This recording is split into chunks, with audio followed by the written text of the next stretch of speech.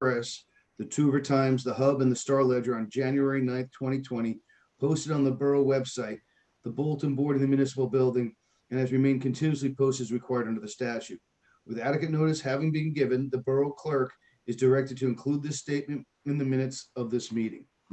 Allison, roll call, please. Council members Banahan, Here. Krishner Keith, Here. Koch, Here. McHugh, Here. Rodriguez, Here. Sorensen. Here. Okay, good evening, everyone. We're going to change the agenda around just a little bit. We have Mr. Frank Luna, Government Liaison for JCP&L. He has a brief presentation for us. Good evening, Frank. How are you?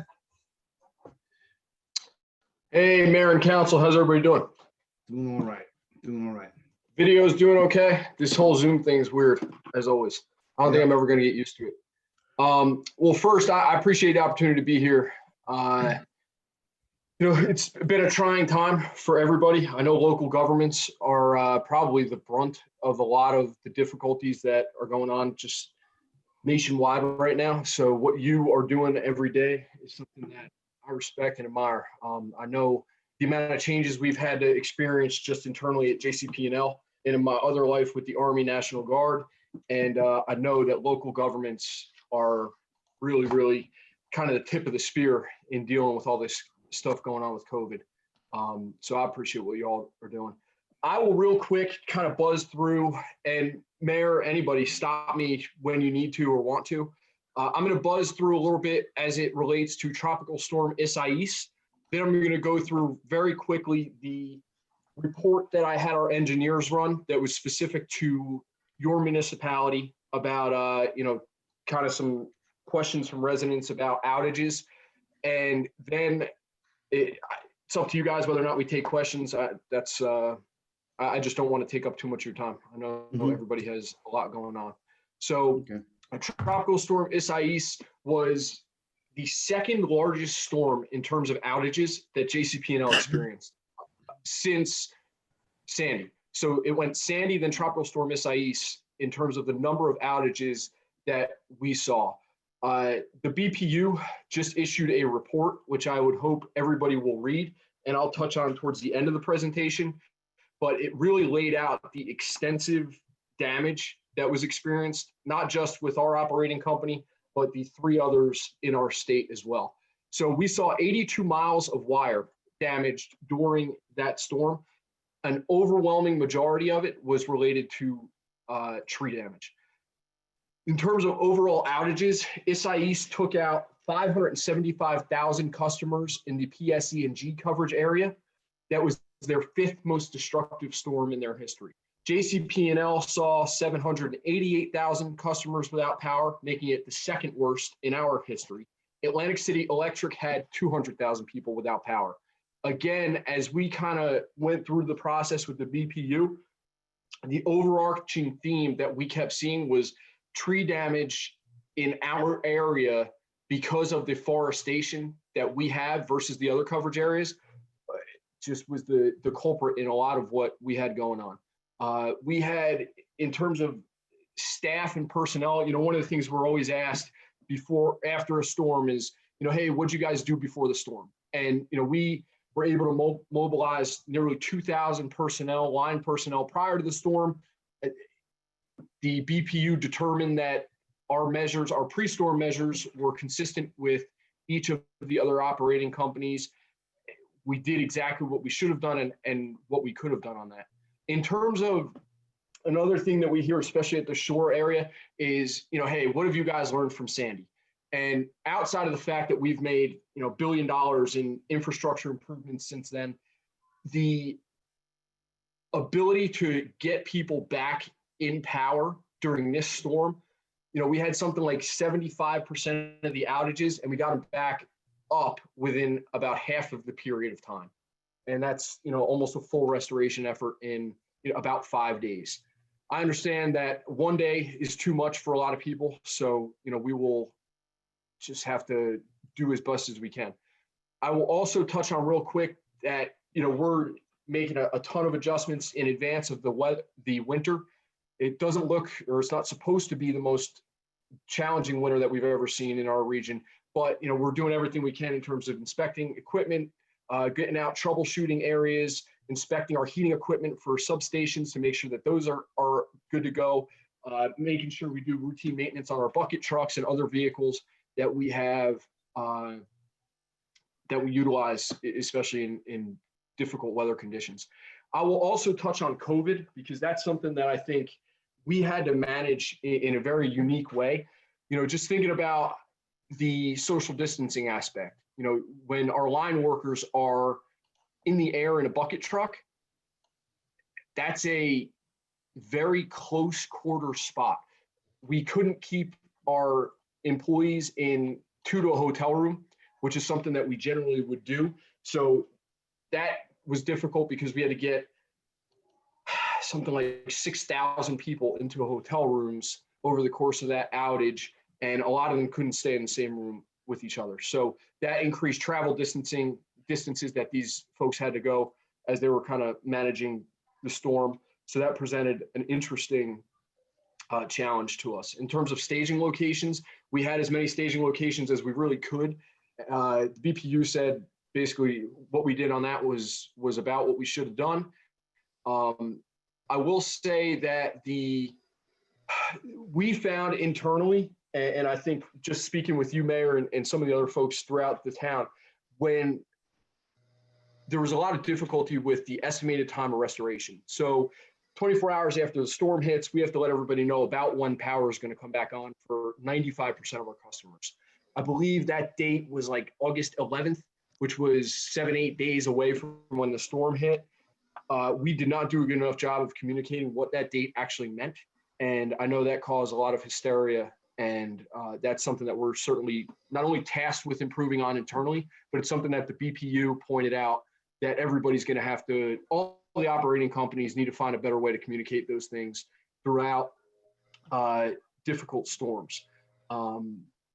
That's kind of Tropical Storm Isaias in a nutshell. The one thing I'll say from the BPU's perspective, their kind of findings, again, outside of some of the communications efforts, this sentence alone to me kind of sums it up pretty well. The weather event was closely tracked, mutual assistance acquisitions and deployments were prompt and effective, and the pace of restoration was reasonable given the damage. So that's the BPU's finding in terms of a top level, how we responded to Tropical Storm Isaias. I would encourage anybody to go look at that report. It's pretty neat. It gives you a lot of information and kind of lays out what the operating companies were tasked with during that time. I think that is the fastest I have ever summarized Tropical Storm Isaias. Is there anything that I should kind of touch it back on? Mayor, keep going. Teresa, any of the council folks? If you want to go over the engineering reports of some of the other outages we've had, I believe, which are also vegetation related, because on top of Isaias, we have been plagued a bit with repeated outages. So if you could let us know why that is, I think the council and the public would greatly appreciate it. Yeah, sure. And the first thing I want to say is I think, look, I'm working from home myself, just generally speaking. A lot of times we're out in the field as best we can, social distance. But even a lot of, for example, during Tropical Storm Isaias, we were not in kind of what we would call our operations mode in terms of our staffing. We weren't in the what we would kind of refer to as a war room in our facility. So even ourselves, we're dealing with some difficulties with the COVID challenges that are coming through. So I say that because I understand that, especially right now, any power outage right now is increasingly difficult with kids home from school on their iPads, trying to figure out what time their Zooms are and doing gym class in the living room. I get all that. And that's something that we're doing our best to kind of maintain. But I do want to say that we had our engineering folks run an extensive report of 2019 and 2020. I think they went up to about August, and they're going to redo it. And Mayor, I'll get that over to you guys to kind of make up for the past couple months. but the municipality had given us 5 different areas that they wanted to kind of look at to see if there were engineering issues, if there were equipment issues, if there were, and we do that all the time. If there is a municipality that says, hey, power's going out a ton in our town and we got to know why, I'll very simply say, hey, just give me a few addresses that you were hearing about. We have our engineers run a report and they kind of look at extensive outages. Now, does this include the 2-minute outage that happens because an osprey flies into a line and takes the line out? And when, unfortunately, what happens when a bird does that, when the bird is no longer on the line, energy is going back and forth on that line. So that this report doesn't include those because that's our equipment doing what our equipment should be doing, which is, noticing that there's a problem and correcting it, self-correcting it as best as possible. So the areas that we ran, and I'll just real quick kind of breeze through them. 34 McCarter Avenue. So in that region, we saw in that neighborhood, there were 10 power outages over the course of 2019 and 2020, up to, again, August 4th, I believe. And of those, 1, 2, 3, 4, 5, 7 were tree related. So just right there, you see 70% of those outages were tree related. The next area that we ran, 27 Woodland Drive. That's another area. It saw 3 extensive outages, which were about 2 hours or more. In that area, 1, 2, all 3 were tree related. The next area we ran was 100 Park Avenue. We went to outages 45 minutes or longer, not 2 hours. So 100 Park Avenue saw 4 outages in the course of that time. We had a lightning strike, 2 tree-related issues, and a Verizon boom truck making contact with secondary wires. So of those 4 outages, 4 were essentially incidental outages. The next area that we ran, 25 Clay Street. 1, 2, you're looking at 9 outages there.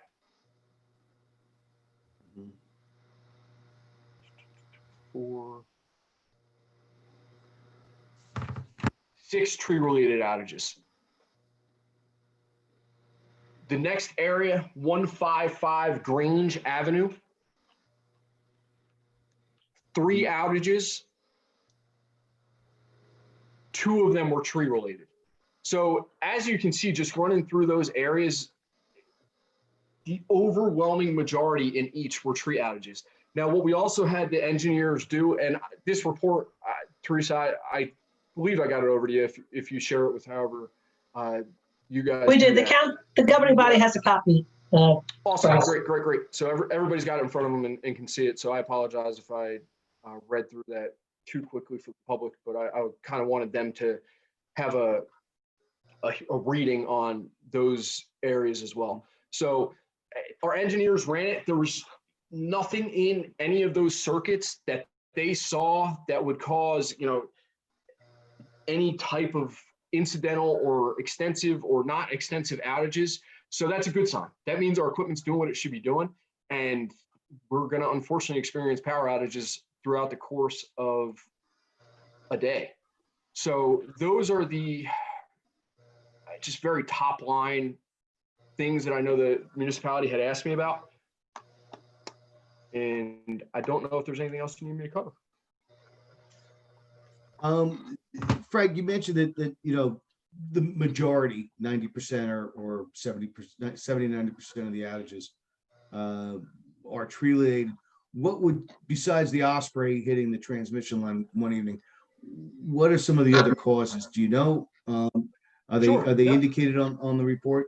They are indicated on the report. And look, just like a vehicle, we're dealing with heavy mechanics and electronics on this stuff. So if we have a spacer cable issue, our equipment is going to fail. It's the same as if you drive a vehicle, you could have a 2020 $75,000 vehicle and you could pull out of the lot and the check engine light could come on and you'd be like, what the heck happened here? And pull right back in and say, oh, you know what? Something happened with the engine and we need to take a look at it.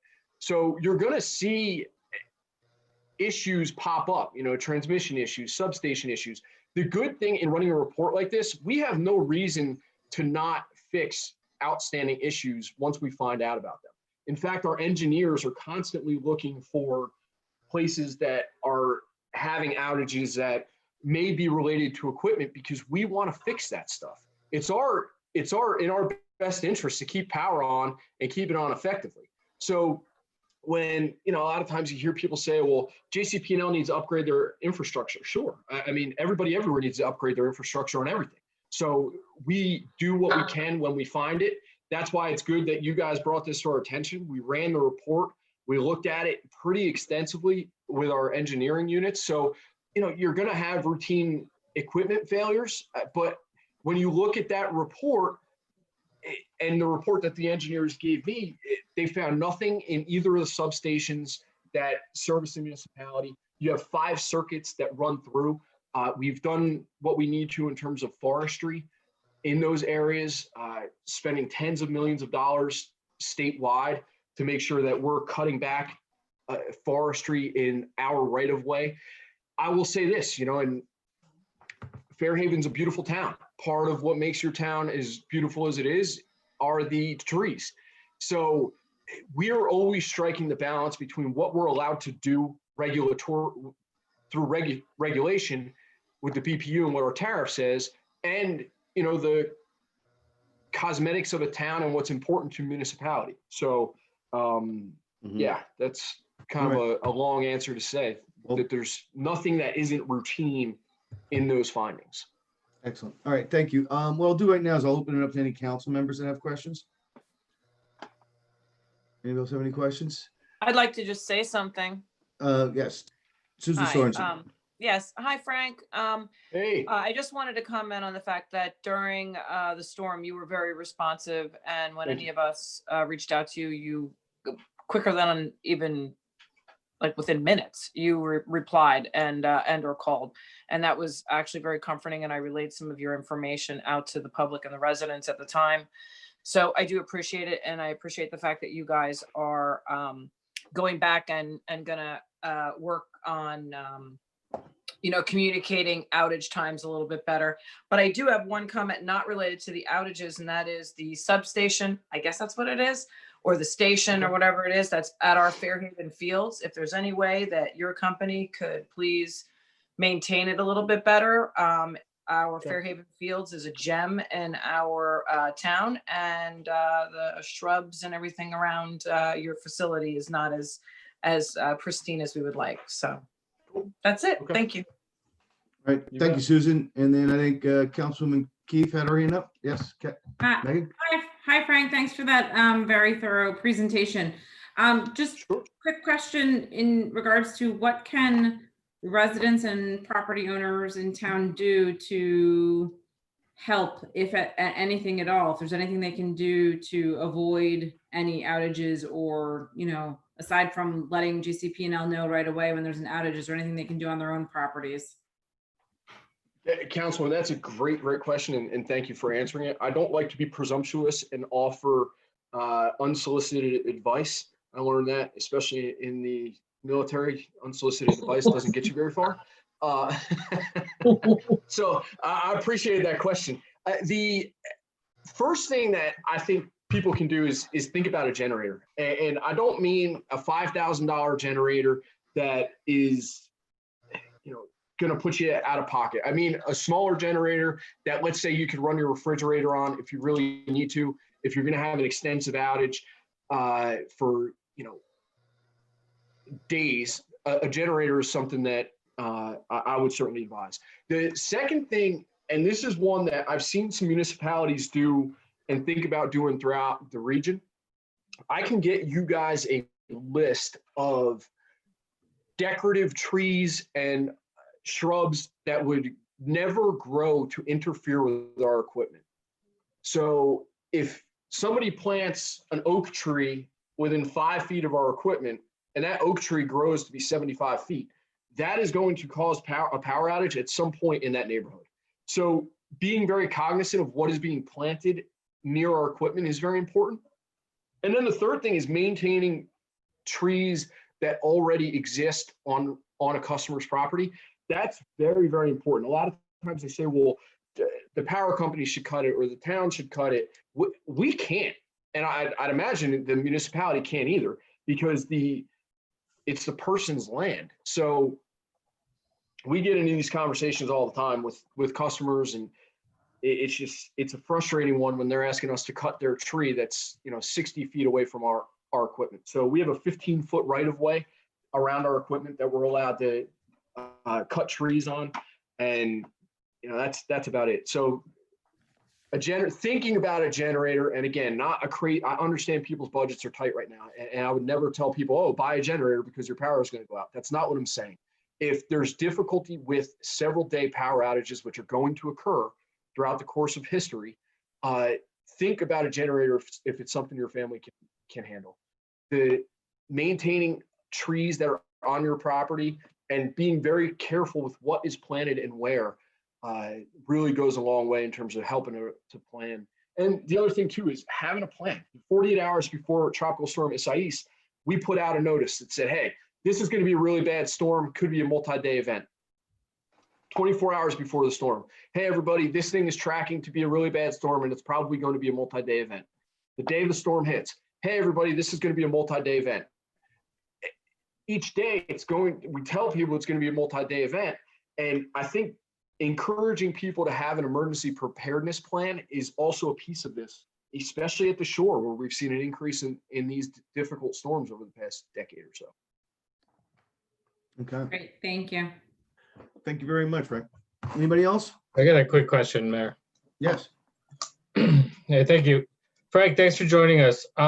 Quick question. I think some of us may know, but when Councilwoman Sorensen was doing such a nice job of keeping the whole town informed, and I myself was following along, I saw a lot of discussion regarding underground power lines. And did some quick research on the cost and everything like that, but I know a lot of people in town are saying, why don't we just put them underground? Maybe you could explain that a little bit for us. Sure. I mean, first of all, you touched on it, Councilman. It's cost prohibitive. And then think about everywhere you see those electrical wires and, utility poles and all those things. Think about telecommunications would have to agree to kind of go underground as well, which probably not for them. And then now everywhere you see those lines, now picture digging up a neighborhood for weeks or months at a time to get those lines underground. And I'm not an expert on it. I can just tell you that disruption alone would be enough to, I think, make a lot of folks second guess whether or not they want to do that. So, I can't speak directionally, 10, 15, 50 years down the line, if that's something that we're going to see a lot more of. I will say that they're doing it in newer developments that are being built now. They're trying to do that as best as they can, but I'm very limited in terms of what I can say outside of touching on the cost of kind of what you said, Councilman. And then again, just picturing your neighborhood, everywhere you see those lines. Now imagine digging them up for weeks, months, who knows how long it takes to really put the entire area underground. It would just be, I will say unrealistic right now, but again, I'm speaking off the cuff and for me, that's not even necessarily a JCP&L comment. That's just me just speculating here, having some knowledge of what that would entail. Sure thing. Thank you. Besides the cost and the work, do you have any information regarding like maintenance? Is there a longer lifespan for the wires, a shorter lifespan? It's harder to access problems. It's definitely harder. It's definitely harder to access. It's amazing when we see, we'll see like 6 streetlights that go out on a road. And if they're underground, to get those 6 streetlights back up and running versus not underground is just an astronomical undertaking. Okay, thank you. Yeah, you bet. All right, Frank, thank you very I much. have a question, Oh, Betsy. Mayor. Yes. So you've referred to our trees, that we have beautiful trees in Fairhaven, and unfortunately, they're the cause of many of the power outages as the trees interfere with the wires. But is there a number, or is there someone that a resident could contact if they feel that the growth of their trees has a potential problem for wires in the event of a bad storm? Or is it entirely up to the resident to take care of that? Do you provide that service, or would the resident have to take care of it? It's a great question, Councilwoman. We have it very easily found on our website, and I can shoot it over to Teresa if you want right after this. We have a link that basically says, hey, report a tree related issue here on our website. Our forestry folks take them and they go look at them. Unfortunately, what we see a lot of times is someone says, oh, that tree looks like it may be a problem in 10 years. Well, we're not going to touch it. And this is just part of the difficulty in managing forestry efforts. We're not going to touch it until it's kind of in our right of way. Up until that point, it's the property owner's responsibility to handle it. So oftentimes we'll get a note that says, hey, come check my tree out. We'll come check it out. We'll say, it's not in our right of way. So call a landscaping company and have it trimmed. Some people don't but want to do that. If you send that form to Teresa and we put it on our website and a resident does contact you, do you respond to most of those inquiries and then let the resident know that you did check it out? Yeah. Okay. We respond. Our forestry crew will make contact at the location, oftentimes just to explain to them, hey, this is kind of what we found. And again, I don't know the number, but the overwhelming majority of people who ask us to come check their trees out, it's not only is it not in our equipment, but it's not even close to our equipment. Okay, thank And that's you. another thing too. A lot of people see a tree touching a wire and they think that it's a power line, but most of the time it's in communications wires. Okay. All right, any other questions? Seeing none, let's just move on with our presentation. Frank, thank you very much. Yeah, you bet, guys. Have a wonderful afternoon and a happy Thanksgiving and stay safe, huh? Thank you. You got it, Frank. All right. Okay, next up, we have a borough engineer, Rich Gardell, and a projects update. Rich? Good evening. I'm going to share a screen. I just have a list here. Hold on just a sec.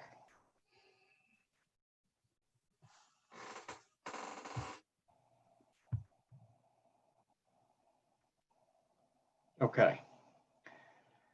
So I'm going to go through some of the things that we're working on and some of the, the day-to-day efforts that we do here in the engineering department, land use, etc.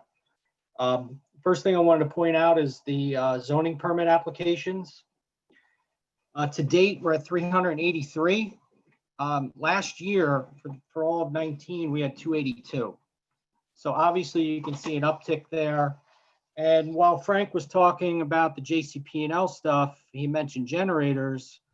I went through my list. We actually have issued, or we're reviewing a few as well, 90 emergency generator permits for 2020. So 90 of that 383.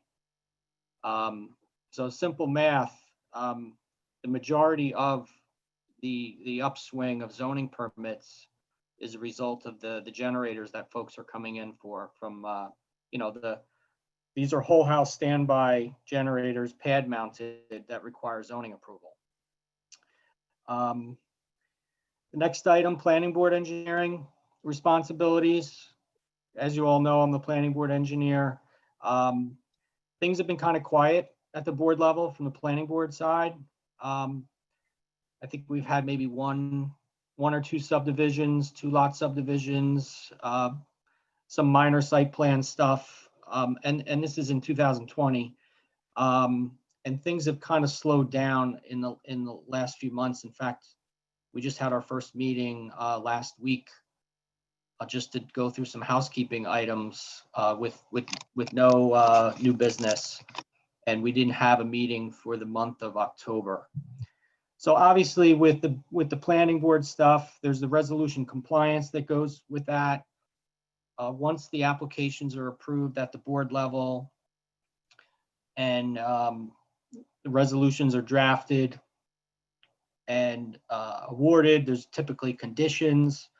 Those conditions are all done through our office, whether it's through zoning, construction, we coordinate with construction office, the attorneys, all those other factors that have to do with that site. And then down in the list here, you'll see we also do all the inspections. So for example, when a site is being built, the applicant or the contractor for that site will call us. My office will go out and we will review, the installation of, say, drainage pipe, or when curbing goes in, or sidewalk, or even down to when the trees are planted, to ensure that the site applies with what was approved at the planning board level. Obviously, we provide assistance to the residents, business owners, builders, applicants. As you can see, we've got, we're pushing 400 zoning permits for the year, but we also get many inquiries with folks wanting to do improvements on their houses. We kind of walk them through the process. We've got various cheat sheets that we share with them, so they don't have to thumb through the ordinances online. We can kind of point them right to the information quickly and efficiently. I have ordinance review and proposed revisions.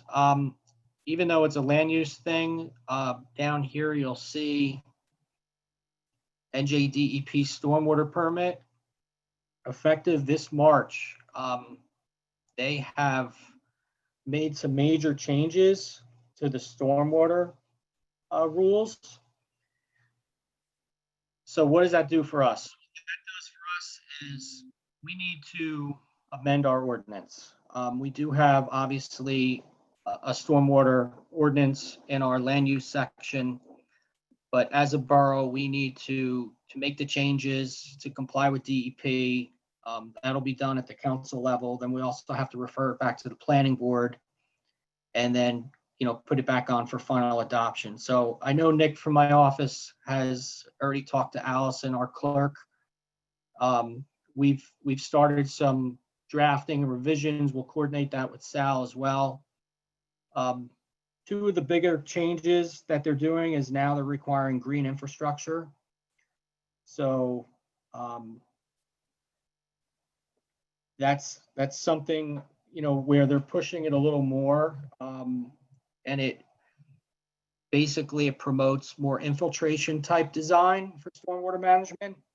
And the second biggest change is in the old rules, I think you all know the term impervious.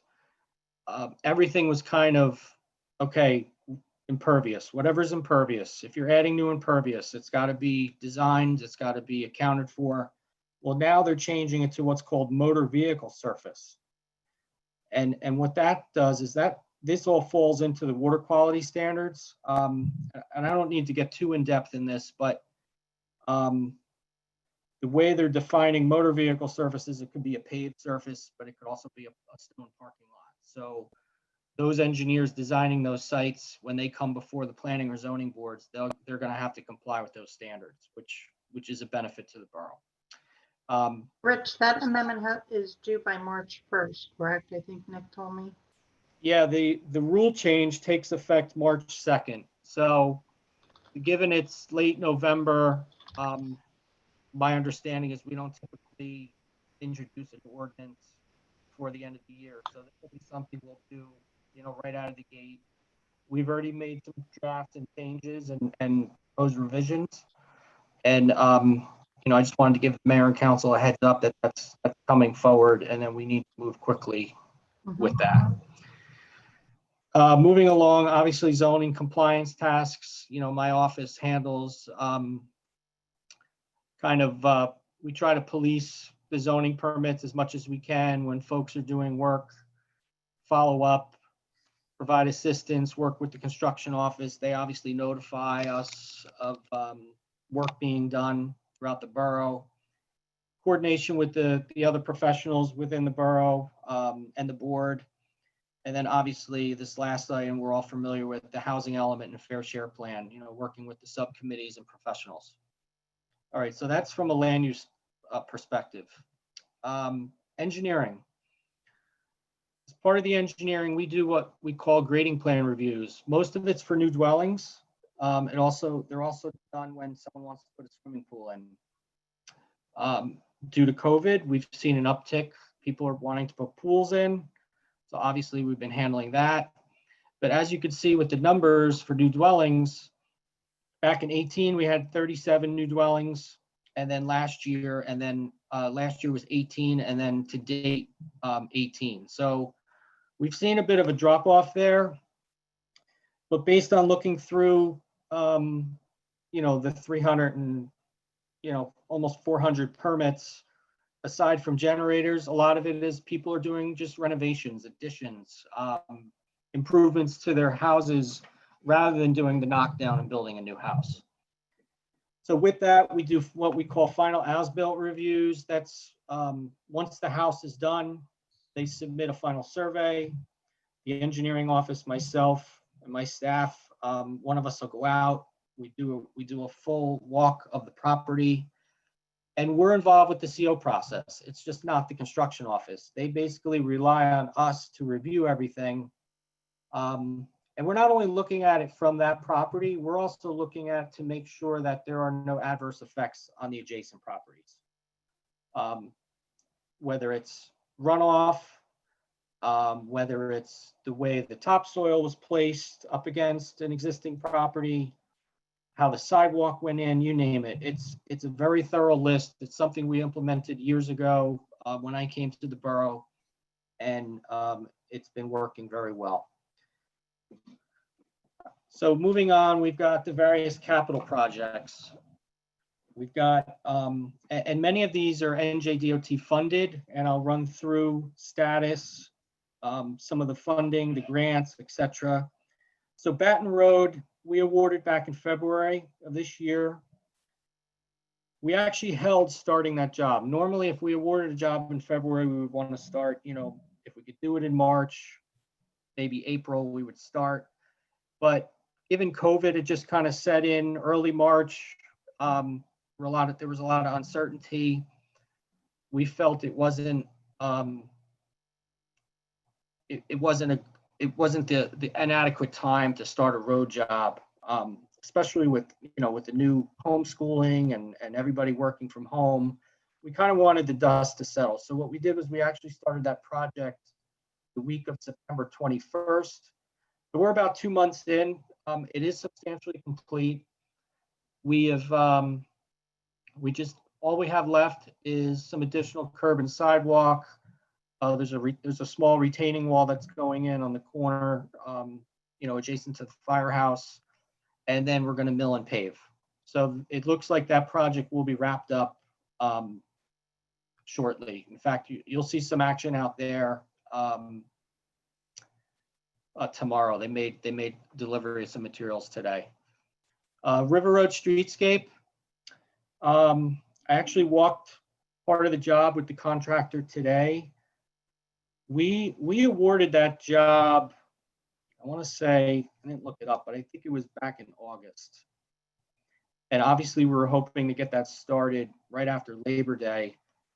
The issue with that project is we're putting in some street lighting, some decorative street lighting, and as with everything else right now with COVID, the manufacturing is backed up. So the light pole bases are taking longer than anticipated. It's a precast concrete light pole base. As of today, we're about 2 weeks out on that. But having said that, what we've decided to do is, in fact, at the last council meeting, this was discussed. We have that issue with some of the sidewalk in some of the existing areas of the downtown. So what we're gonna do is we had included quantities to replace some curb, sidewalk, and driveway aprons in the existing portions as part of this streetscape project. So that's called if and where directed. So we went out this morning, we marked out the areas. It did include obviously the section over by the pizzeria and the dry cleaners, you know, on the corner of Fairhaven Road. And then also several areas as you move from the hardware store east, basically to Oak Place. That work is scheduled to start next Tuesday, December 1st. So obviously we're gonna coordinate that with the business owners. We're also gonna coordinate that with you know, our chief and our local PD, have proper traffic control. So once again, we're looking at a start date of next Tuesday, and the weather forecast, the temperatures are still favorable. So we're gonna go ahead and get that started. The next three projects, Harrison Avenue, Hance Road, which is phase 2, which also includes Cooney Terrace, and 3rd Street phase 2, they're all DOT projects. Harrison Avenue is in the design phase. That needs to be awarded by March 25th of 2021. So we are on target to obviously meet that deadline. We should have a final draft of those plans, I would say by the end of the year at most. That grant was $260,000 from DOT. Hance Road, phase 2 and Cooney Terrace, we actually just, we met with our surveyor last week. He's gonna provide a quote to go out and do the base mapping and to gather all of the field work for that project. Basically, that's a continuation of Hance Road from Lewis Point Road down to Cooney, and then we're also doing Cooney Terrace, the entire length. That grant was in the amount of $350,000. That project needs to be awarded by next November, so we have some time. But we're gonna get those in the queue and get those designed as well. 3rd Street phase 2.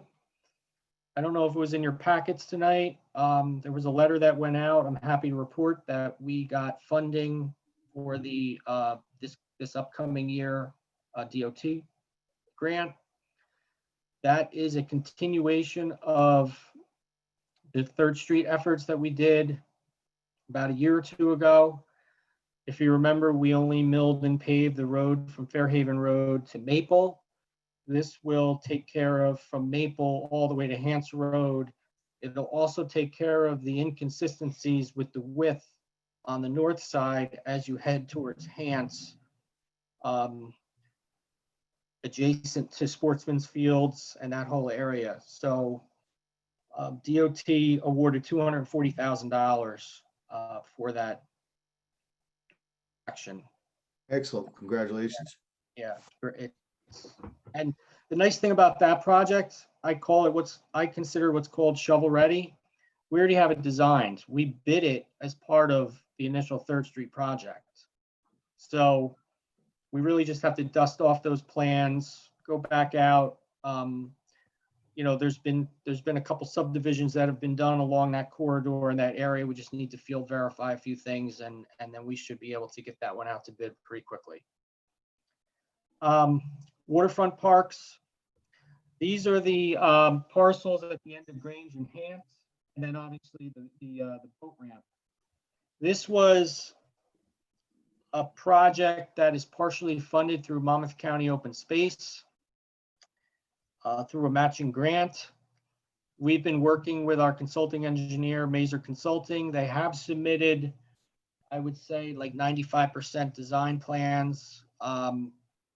We are in the process of coordinating with them to get the bid documents put together so that the contract section, finalize bid quantities. And then obviously with this type of work, there are some permitting items that need to be finalized at the DEP level. We do have some of the permits secured. I do need to follow up with them and obviously keep that project moving and to get it done.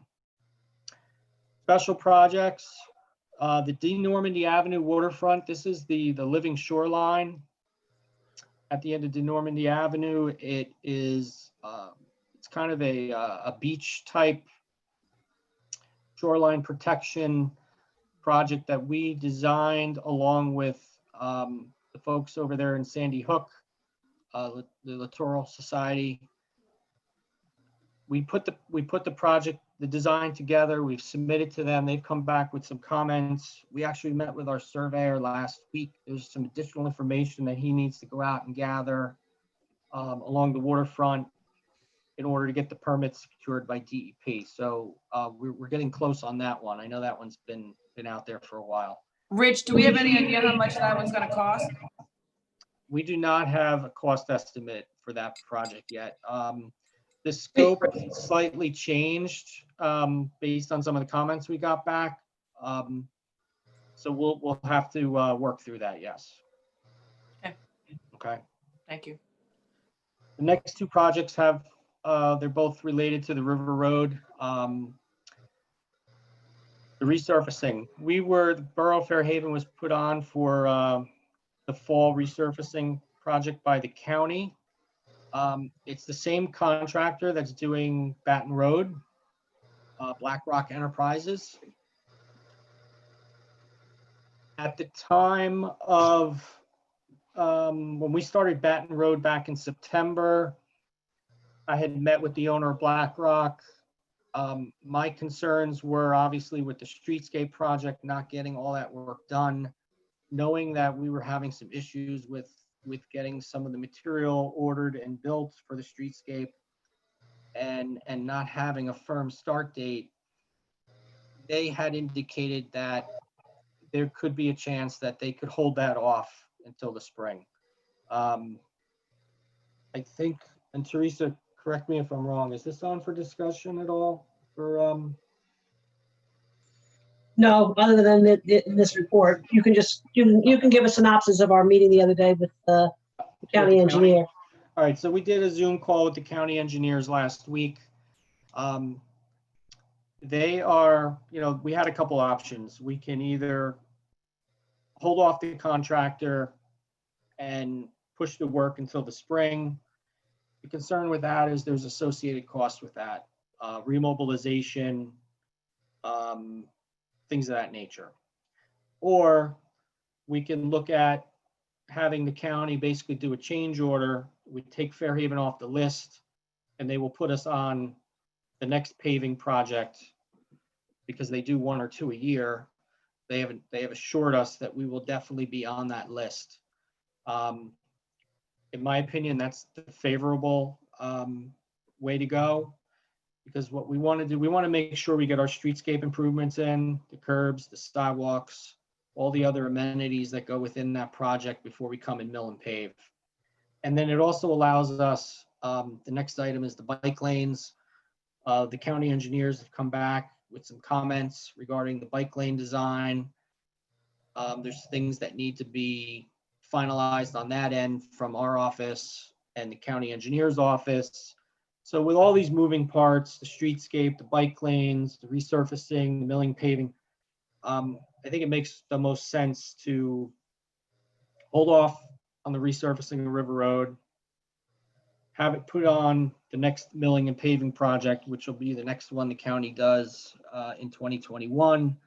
And then we can ensure that the streetscape's done, and any comments regarding the bike lanes or share the road design, is worked through accordingly. And it should be noted that the county said that they would put us first in their 2021 paving project list. Yeah, so every year they have a list of various roadways for all the municipalities throughout the borough, throughout the county. If we choose, yes, we can request them to put Fairhaven first. I threw community, drainage and roadway improvements. Oh, Rich, can I ask a quick question? Yeah. the few options that you ran through with putting River Road off, the first one you said, a change order, I think it was, and then the second one was, if they just take Fairhaven off and then they said that they can get us back in, does that change the bid or any, the costs or?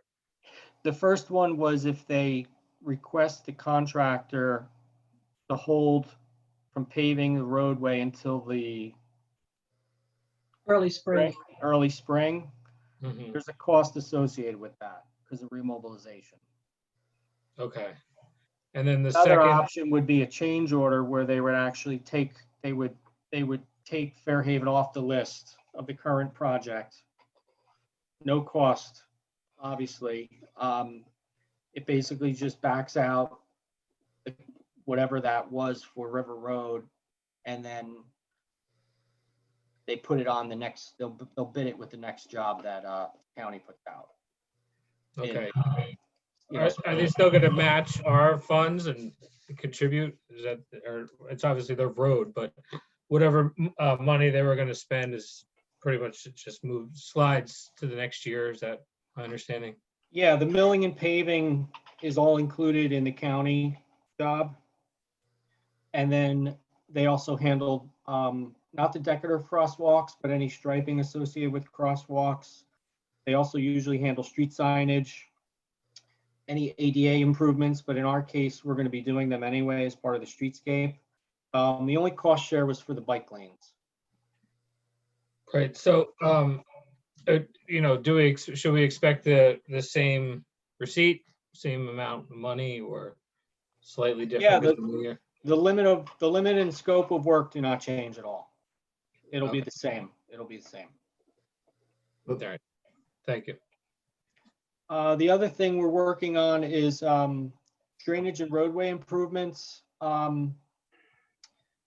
There were, and Teresa, correct me if I'm wrong, we did an ordinance that not only included some of the streets we have listed up here, but it also included additional roadway and drainage improvements throughout the borough. For example, a couple years ago, we improved the drainage on Hunting Lane for the first block right off Hans. Put in the pipe. We did some curb work, but we never paved the street. We basically just restored the trench. So as part of that line item, we would go in and mill and pave, Hunting Lane for that section. Rich, just so you know, the mayor, in ordinance 2020-12, the mayor and council did authorize funding for the road work that you referred to there. Yes. Drainage and road work. And then there's other locations throughout the borough. One was, we had put some drainage in at the intersection of Buttonwood. And ultimately, through an additional phase, we were going to tie that all into the Fairhaven Road drainage system, which is actually at Laurel and 3rd and Fairhaven Road. We stubbed it all out. We actually added some additional catch basins as part of the 3rd Street project. So it's all prepped. It's just a matter of getting the drainage from that Buttonwood intersection. And then as part of it, that would be part of, some of the milling and paving would be done as well. And then there's some sidewalks. We had talked about, the Fairhaven Road sidewalks, the brick sidewalks that are from River Road all the way down to the river. And then other areas throughout the borough. So,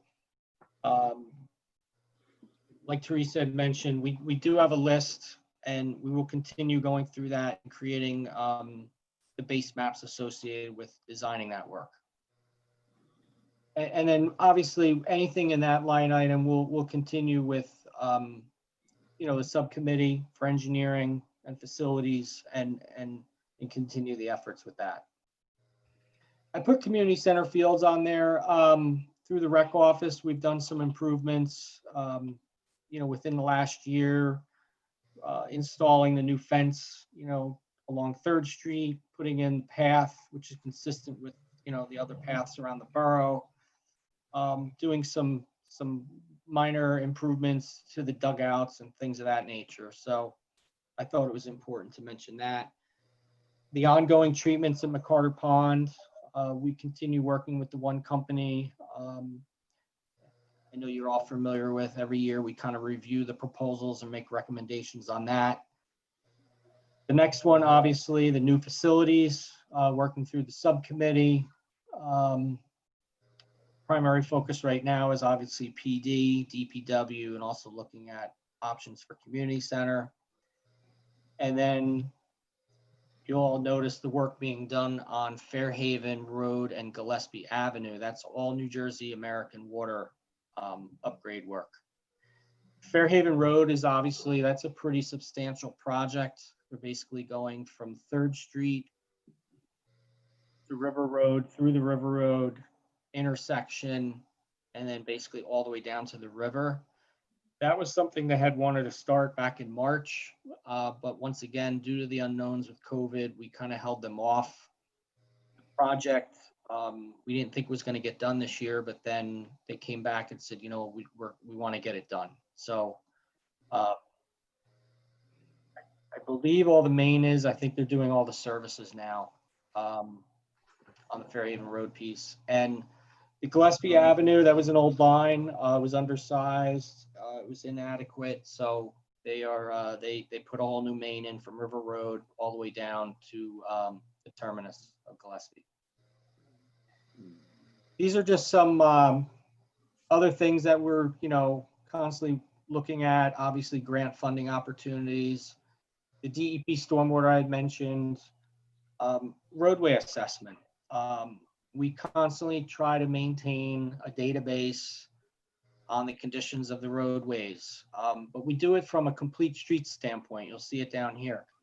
Not only is it just the surface of the roadway, what are the conditions of the sidewalks, the ADA? Does it make sense to put in sidewalks in areas that there are no sidewalks? Things of that nature. And obviously looking at the various recommendations in the bike and ped active transportation plan. So as you can see, all of these kind of tie together, and even looking at the master plan from, you know, the borough's master plan and infrastructure and everything. Site inspections, I mentioned that earlier, you know, for all development. Tax maps updates. We just did a substantial tax map update with our surveyor. We basically provided them a list of all the subdivisions, all the easements, all the right-of-ways, any changes that have taken effect. And we've worked with our tax assessor on this as well. And we have received those documents. We're in the process of going through those. And there's a certification process that needs to be done with that with the state. So we're continuing efforts on the tax map updates. And then, you know, just like working with, you know, New Jersey American Water, we're constantly working with outside agencies, you know, whether it's state, county, other local offices. And then street opening. We do a lot of street opening permits throughout the borough. It could be if someone's putting in a new sidewalk or a piece of curb, or maybe they're converting from oil to gas, or maybe they're putting in a new house and they need to retire an old service, etc. Allison, do you know how many we've done this year yet, offhand? 73 as of today. I issued the 73rd, and I Okay. have one that is pending 2 openings, just waiting for payment from the gas company. So that's, you know, for a borough of this size, that is a substantial amount of street openings, 73. But what we need to do is we need to, and it would be an ordinance review and possibly revision, is to look at, you know, the ordinance is somewhat archaic and generic, and we need to kind of rewrite it to our needs in the borough. So having said that, that pretty much runs through my list. If anybody has any questions or comments from the council level. Thank you, Rich. Do any council people have any questions or comments? I do. This Okay. is Susan. Hey, Rich, I know that there's a bunch of lampposts and things along River Road that are outside of the new area that we're doing and not necessarily in front of, let's say, Lupo's. When are those getting fixed? There seems to be a lot of them, or is that going to be lumped in with the overall project that you're going to fix the ancillary ones? Right, Up and so down River Road. there's basically two different types of repair. There's light poles that have been literally taken out through either an automobile accident or what have you. And there's also light poles that are not operational. We have just issued a purchase order or in the process of issuing a purchase order to our borough electrician. He's gonna go and take care of all the light poles that we have outages. You know, it could be a bulb, it could be a ballast, it could be maybe an issue with an electrical wire.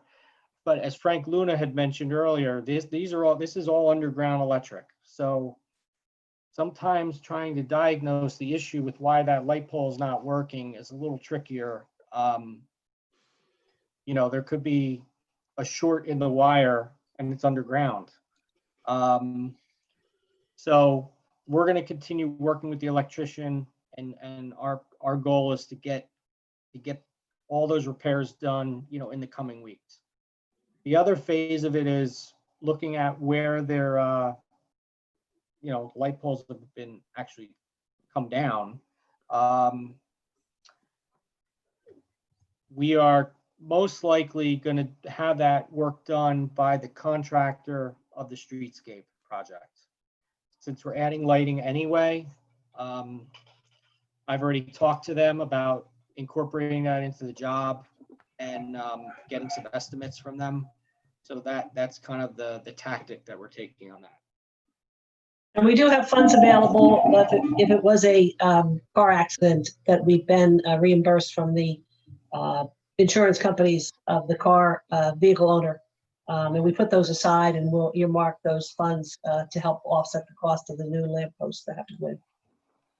That was actually my next question, so thank you. All right. Is that Susan? Okay, she's muted. Anybody else like have a question? I just wanted to ask if Rich could make this document available to the governing body. Just would be a good reference to look at, since I hadn't seen it before. But thanks for that thorough update, Rich. I appreciate it. Yeah, no problem. Thanks. We can do that. Anybody else? Okay, seeing none, let's move on to the next agenda item. Teresa is going to take us through some borough architect facilities projects. Well, it's actually it's really very brief. It sounds bigger than it is. It's on here just so I can, it's a narrow scope. I wanted to review why 2020-200 is on tonight's agenda. As you recall, we've discussed proposals from the architect for facilities work on 2 occasions in past meetings. And last week, the governing body put forth that we should either have an ordinance on the agenda ready for introduction tonight, which is on here, and also have a resolution in lieu of the ordinance. But when I actually went back and gave it some thought after the meeting, I certainly realized or pointed out to the governing body in a separate email that since even if this, the time constraints on the ordinance that's on tonight's agenda, between adoption and the estoppel period, we're well into the beginning of January before we would have those funds available, those soft cost funds available. So in the meantime, 2020-200 is a very simple resolution, noting that we have 3 invoices on tonight's agenda to be paid to the architect for work that's been done in the last, I'm going to say 6 to 8 weeks. And the architect is working on a regular basis, at least for the last 2 Wednesdays, has met with the facilities committee on a Zoom meeting platform. So I need to encumber funds to pay the architect for the work as it's performed and as invoices are presented until such time that the governing body has enough soft cost money available to encumber monies for the entire proposals or any part thereof going forward. All right, thank you. Let's see, next up, we have public comments on agenda items. May I have motion open? So moved. Moved. All right. Second. This is anybody, one of our attendees. We have 33. Good evening, everybody. Please raise your hand. I don't And know we who can, Fairhaven office is, but that's the hand that's up.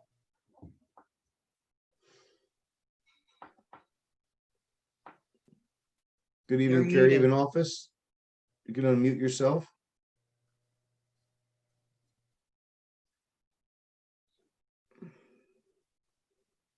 All right. Hello, Fairhaven office. Let's go to the phone in and we can come back to Fairhaven office. That's Elizabeth O'Neill. The phone number. Okay. Let's promote Elizabeth O'Neill. Okay.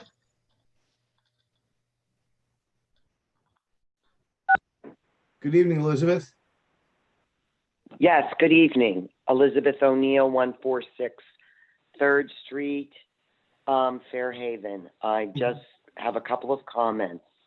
One being directed back to the JCP&L. Who installs the telephone poles? Is that JCP&L? Some polls are JCP&L, some polls are Bell Labs or Verizon. It's a Okay. mix. Okay. And so, I just came home one day to find my street was closed because they were installing a telephone pole at my driveway, and I had no idea mhm. that was going to be taking place. And sometimes it would be nice to coordinate with the homeowner.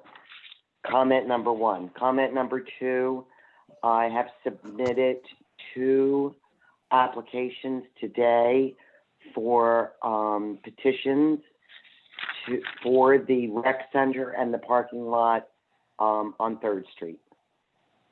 Okay. And many of us are opposed.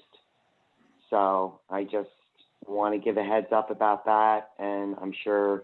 And how do we contact the people who are on the committee? Well, I'm on the committee as is council person, Christopher Rodriguez and Mike McHugh. Tonight we have a bond ordinance up to pay for the police station and the DPW. This ordinance does not cover or contemplate the construction of a recreation facility field house at community center fields. That debate and discussion as to what form and manner that facility will take has yet to happen. So once we get the police station, the DPW facilities moving forward, that's when we'll probably come out with the new governing body. I imagine sometime this winter or probably early spring, we'll begin those discussions as to what that facility will look like. Is it in stone that it's going up? No. No, it is not in stone. What is happening when we build the new police station, as you know, the police station right now has our community center attached to it. As soon as we start construction on that police building, that community center will be unaccessible to the public. And then the new police building doesn't have that facility. So something to replace that need will be required. We're looking at alternatives. Part of the bond ordinance this evening is some improvements to Bicentennial Hall that, if we can get them in place in a timely manner, will serve as a meeting place to cover the meetings. And we still have more discussion about that to occur, but we will need to replace an interior space or interior exterior place for active recreation that now occurs within the community center. Understood. Can that be incorporated into the building of the police station as they have it now? No. No. Just not enough. That's just not enough room. Okay, well, just a heads up for you guys. we're going to be pushing back a little. So, Well, I think before you dig your heels in and start pushing back, why don't you join us in the conversation to help Sure. decide, what it's going to be. All right. So we have a great Sure. facilities committee with a lot of talent on it, headed by Councilman Rodriguez. And Chris, you want to pick it up from Okay. here and discuss it a little bit? Yeah, sure. So thanks for your comments. Nothing is set in stone, as we mentioned. What we want to do is get the right facilities for the needs of the town. Some of the things that we were thinking of, as the mayor mentioned, was to repurpose part of Bicentennial Hall to actually bring that back into the fold of the community. There were ideas about potentially putting it adjacent to the DPW rather than in the ball fields. But nothing, nothing is set in stone. We're still engaging the community. Happy to sit down and have a conversation and take in all of the feedback. We've done this with folks on Allen, folks on Maple, folks on 3rd Street as it relates to how the DPW can be improved and operate in the future. We'll do the same thing with all of the folks on Fisk and 3rd and anybody else at this, Cedar, anyone that's in and around that area. Like the mayor said, we're putting up plans for the DPW and the PD because that is our gravest need right now. And we can take a little bit of time, get it right, get it planned correctly, and then carry that that facility forward, whatever it looks like. If it's a little tiny, small thing, or if it's something that's got indoor, outdoor, whatever it is, we'll engage the community and make sure that we get the right thing designed and built. And how will we be engaged? Will we be notified or? So some of the ideas that we've had about that particular facility is to maybe do group sessions, focus groups. What I would say is we've got a canvas that we can right size the whole thing. Again, we're not in a rush and we shouldn't be in a rush. We want to get this right. If you think about how much money we're spending on DPW and PD, anything that we put in the fields there is something that everybody can use, whether it's a voting facility or a cooling center on hot days, or pickleball, or whatever it is that we're going to do there, in addition to indoor, outdoor, or bathrooms for campers in the summer. There's a lot of ideas. People are going to get a lot of use out of this facility. And we want to make sure that we do the right thing, nothing too small, nothing too big, nothing too expensive, nothing too cheap. We want to thread the needle on quality, and we'll be engaging the community to make sure that that it's appropriate for people that live there, because this will be a change, but also appropriate for people in town who want to have this kind of thing in the ball fields. Okay, well, I would like to be part of that group discussions. Yep. I don't know how to go about doing that. We'll probably take this up, probably not in December, but probably more like January. We're not rushing this, like I said, and we will make sure that you're involved. Excellent. Thank you very much. Thank you. I appreciate that. Thank you. All right. You're quite welcome. Good night. Have a good night. Thanks for participating. Thank you. How do I unmute now? Is it *9? I don't know. I got it. She got it. Okay, great. The Fairhaven office is on. Bill Perkins, please. Go ahead, Bill. How are we doing? Doing well, Bill. Good evening. Good. So I have a question. When last we spoke, the budget for the police station and Borough Hall was $11 million. So this bond is $8 million. So I'm just curious as to where the other money is coming from. Want me to take that, Ben? Yes, Teresa, please. This is actually initially when the borough authorized prior facilities work. It was actually authorized in a broader scope language that included PD, DPW, community center, borough hall, because they were all moving parts in the work or some of the pre-work we do before we actually move forward with a project.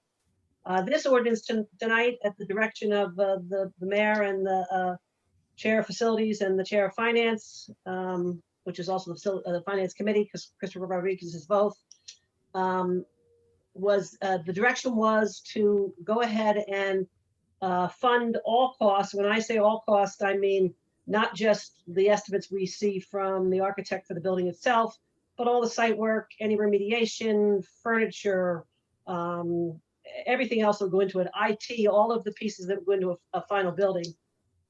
We took those estimates for just the PD and the DPW building and sites, and we are looking to authorize tonight the net differential between what was previously authorized for all facilities and what is the total estimates for the two buildings in a pro rata share of the percentage of the estimates that we figure the PD versus the DPW. So what was the previous bond? How much was the previous bond? Well, the difference between bond and bond authorizations, the borough has authorized previously for facilities a total of we have 5,306,176 left out of an authorization that was slightly higher than that, which we've utilized for various soft costs on the buildings. So we're at 13.3 is what we're looking at in terms of now a budget for facilities. That now becomes our budget. Would that be correct? Well, it would be 5.3 plus 8 is 13.3. Isn't that correct? Yeah, but it wouldn't be all facilities. Well, right now, like I said, this does not include anything for a community center or a recreation center, and no improvements, which Okay. down the road would happen to That's my Borough Hall point. Library. So we're budgeting $13.3 million for police station, DPW, and now almost $400,000 for Bicentennial Hall. That's correct? Yes, that would be correct. Okay. Yes. So I guess my second part of my question is, at the last meeting, which was only 2 weeks ago, there was a new facilities committee put together, wasn't there? So Yes. this new facilities plan committee came up with the notion of putting Bicentennial Hall as a top priority, as something that needed to be funded tonight in their facilities plan. I just find that incredibly hard to believe that in a week and a half that they met, out of the blue, they picked this off the shelf that Bicentennial Hall is all of a sudden a top priority. And I guess that brings me to my Mayor, you want me to? overwhelming concern is that a month ago, a community center was all of a sudden a top priority. Now Bicentennial Hall is a top priority. 4 months ago, Borough Hall was a top priority. So I guess my concern as a taxpayer is, and Chris Rodriguez keeps saying we're not in a hurry. So if we're not in a hurry, why are we racing to bond $8 million to make it a total of $13.3 million that the borough will have bonded for community facilities if we don't really have a plan? Because apparently we do not have a plan. We know we want to do work at the police station. We know we want to do work at DPW. And 4 months ago, DPW was the top priority. All of a sudden in July or August, the police station became the top priority of those two things. So I just think maybe we need to take a step back and actually come up with a comprehensive, real plan, not one that changes every month or every meeting. It's just very disheartening to see. Bill, I'll ask you this. Please don't be disheartened. I think I understand where you're going. And you're putting things not in the correct frame, I would say, by saying top priorities.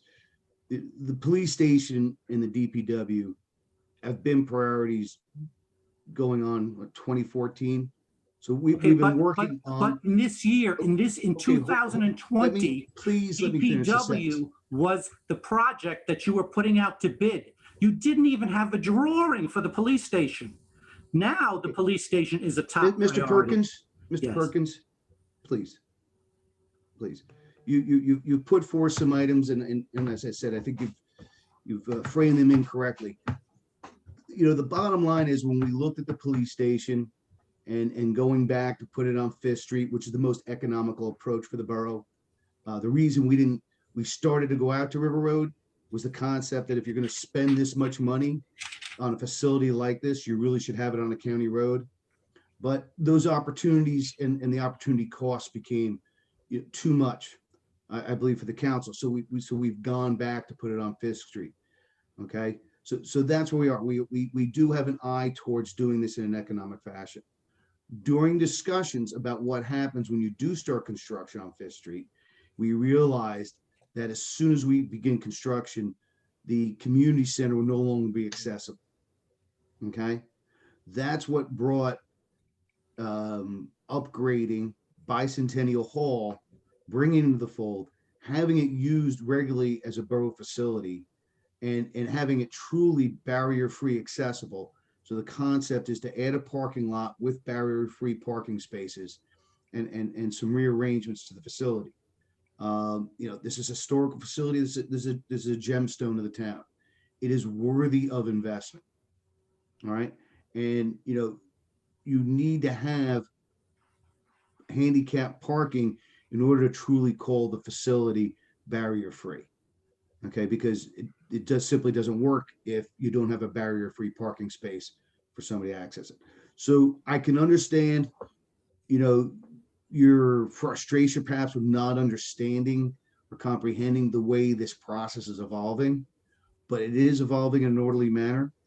We have tremendous talent from architects, engineers, builders, and project coordinators on this committee. So, I think things are coming along well. You shouldn't be, too much of a panic. And the other thing to understand, Bill, is, these bonds are going out over 20 years. Okay. The borough has not invested. The youngest facility in the town is 50 years.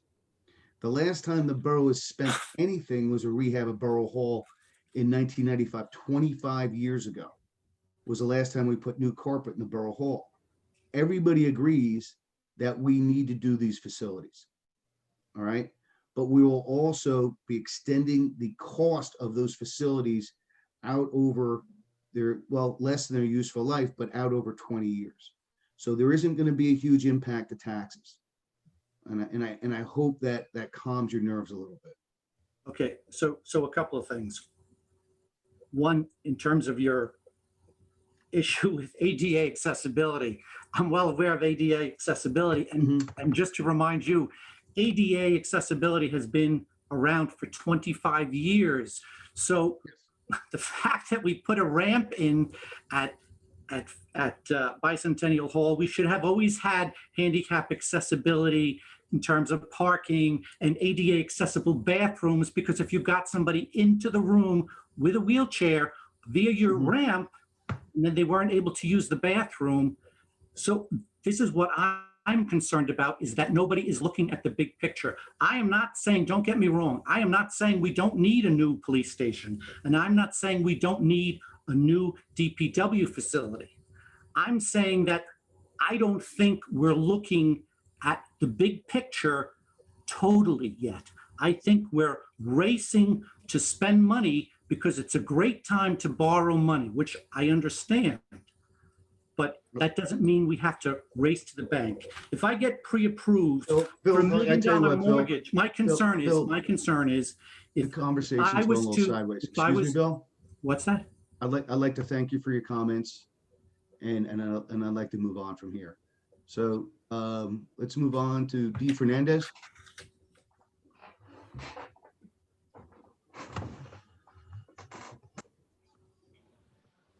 Hi, thank you. This is Dennis at 75 Cedar Avenue. Mhm. I spoke last time about the rec building and the 28-car parking lot. Yes. Obviously, people have brought it up again today, and I want to bring it up also because it's something that I care about and the residents that I've talked to also care about.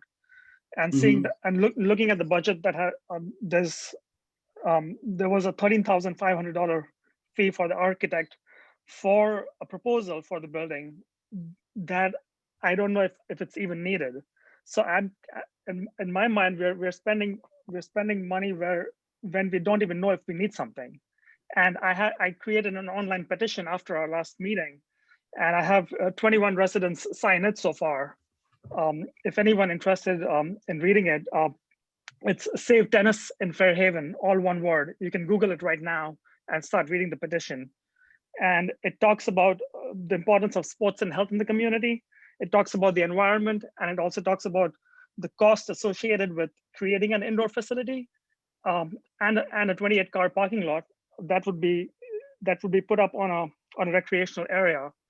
And not just the cost about building it, but also the cost about maintaining the building and running it for the next at least 2 decades, like you just said. For it's a 20-year bond. Okay. So I think the council should definitely take a look at that, take a harder look at that. And I understand that it's still far out, but Dennis, we are already spending money on it. And so if anybody else listening here is interested, please go and Google Save Tennis in Fairhaven. Okay. And Dennis, like we've said before to prior callers, I thank you for your comments. We thank you for your comments. And we look forward to you participating in the discussion when we get to the point to decide how this facility is going to be. Thank you. Thank you. We have Con.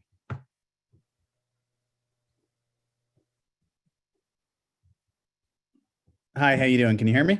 Yes. Hi, this is Seth Cohn at 142 3rd Street. Thanks for doing this during the pandemic and keeping these meetings going. I appreciate it.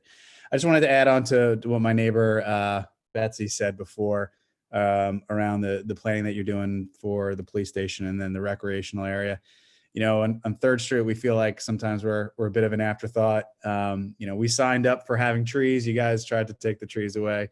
We signed up knowing the streets would be shut down for school crossing. That's all good. We didn't sign up to have a pool, a huge parking lot, or any of that, creating more traffic, et cetera, right across from our houses. So I know I heard all the talking points, so I don't need to reiterate, you know, our level of concern. And I know you will be further discussing, but I just wanted to add my name to the list and also just kind of continue to reinforce that we want to maintain the quaintness of our street along with the rest of the town. And please involve all the residents as you move forward with your planning. Thank you. Kathy, and I should remind everybody, the Fieldhouse Recreation Facility is not on the agenda, so this is really more, if you want to continue to that discussion, it really should go to the borough at the end of the meeting. Oh, seeing Okay. that, and Can you hear me? Yes. Okay. yes, Kathy, good evening. Kathy Elderhorst, 76 Maple Avenue. Very quickly, I just wanted a comment on the community center as well. I hear the need for the police station, the need for the DPW. I know the community center is something that has been kicked around for a little while. I heard Chris Rodriguez say tonight what you need is an indoor meeting space. Have you considered the building with the concession stand in Fairhaven Fields? There is a meeting space upstairs that used to be used. You already have the parking lot. You already have all of the accessibility. You have everything you need over there. Instead of tearing up a playground and an outdoor space for the kids, building a parking lot and a huge building directly adjacent to homes, you already have the existing infrastructure over there. Has that been considered? It seems cost effective and it seems to make an awful lot of sense to me. Yes, that's being considered. Okay, I really think that should be a very serious consideration. I've lived directly adjacent to this park for 16 years, and having a portion of it turn into a large parking lot and putting up any kind of building, whether it be a small or a large building, will absolutely change the personality of this beautiful little town park that we have right in the center of town. Just the cars coming and going would change things dramatically. Right now, after school, kids come on their bikes. If you haven't sat on this park for a 24-hour period, you need to do that just to watch the pulse of the park. It needs to stay a pedestrian park for the kids, their bikes. It's a nice thing, but once that becomes a big building with a parking lot, I think you're going to lose a lot here in the center of town. Kathy, we thank you for that. Right now is not the appropriate time for the discussion, but we thank you for your input. All right, anybody else like to be heard?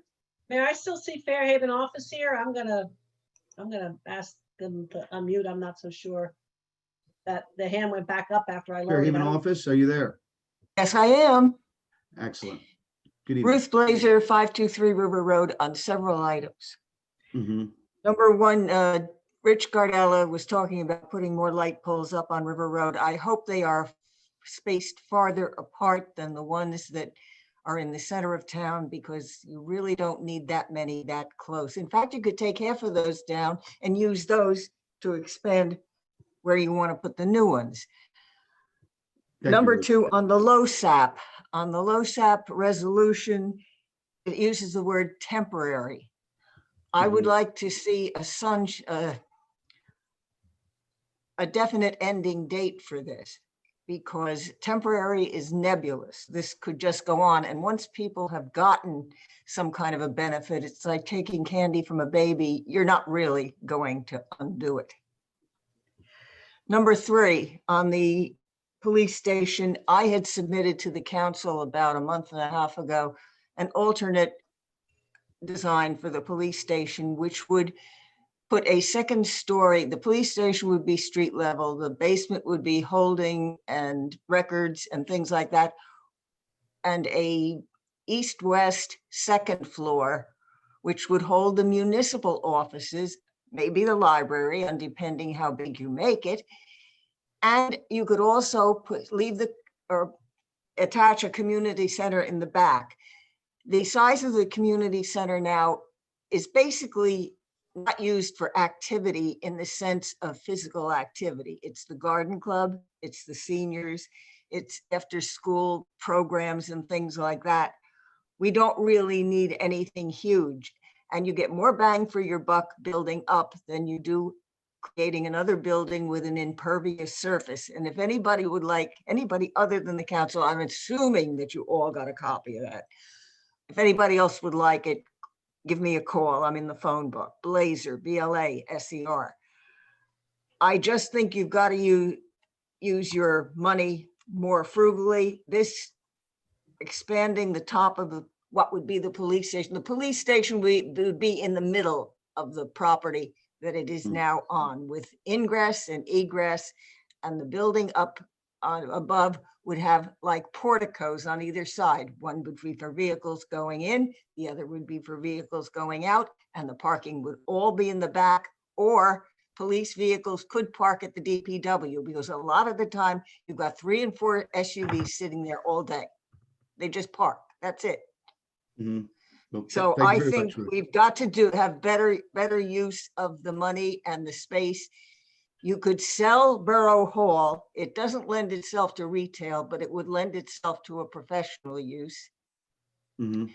And sell the lots at the DPW. Let's defray these costs up front. It's very nice to get low interest rates on your bonds and things like that. It's better not to spend the money at all. Use what you've got. We own things. Thank you.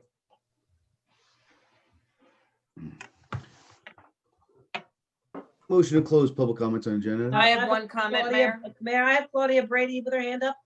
Oh, I'm sorry. I don't see anybody. Oh, there it is. Oh, there it is. Claudia I'm Brady. sorry, I'm not good at this. All right. Claudia Brady, 293 Fairhaven Road, and I'm also very new, even though we've lived there for 5-6 years, to your council meetings and whatever. It's the ability for Zoom and the lack of socialization that I'm listening in. So I appreciate everything greatly that you're doing. So as a casual observer who does pay my taxes, which I think are relatively high, I just wanted to ask a couple questions. Have we considered at all moving some of the DPW's activities to the big hunk of land that's the grinding site. It seems to me like these two discussions, I don't know what you call the grinding site, that discussion is being separated from the whole DPW thing. And I think that there might be some activities at the DPW that could be moved over to that beautiful hunk of land right next to the fields, et cetera, into that activity. I haven't heard that addressed at all, and I'd just like to throw it out there. And as a grandmother of kids that have gone and are currently going up and down 3rd Street, I really feel like that needs to be kept for the kids. I've wanted to say we need a 4-way stop sign at Church and 3rd, because the kids in the summer they still think it's their road and they can ride their bikes.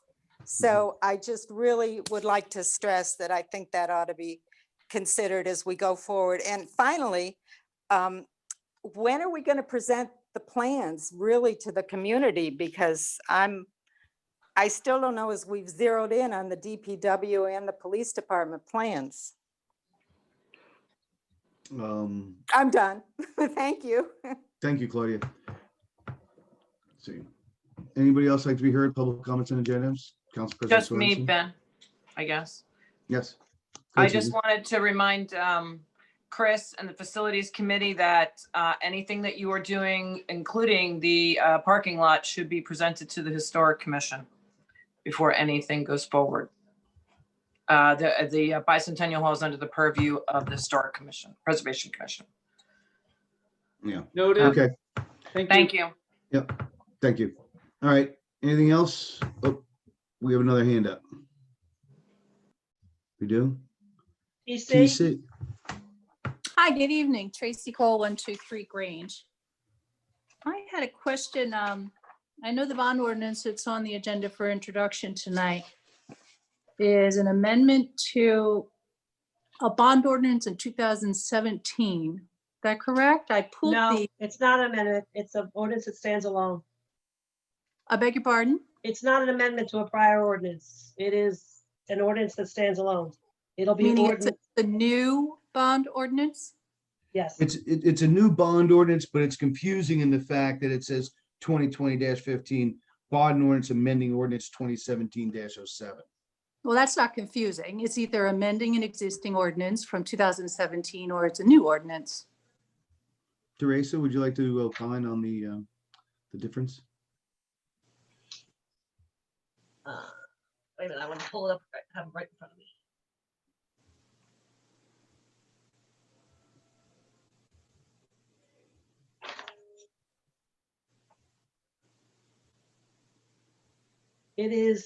It is bond ordinance providing for various 2020 general capital improvements by and in the Borough of Fairhaven in the County of Monmouth, State of New Jersey, appropriating $7,997,500 thereafter, and authorizing the issuance of $7,616,666 of bonds. And it is not an amendment to 2017-07. So the agenda has a The miscommunication. agenda, yes, I just noticed that, honestly, Mayor. I'm sorry, but I didn't actually see that it said amending 2017-07 on there. Okay, Tracy? No, not really. So All the agenda and the public notice was incorrect.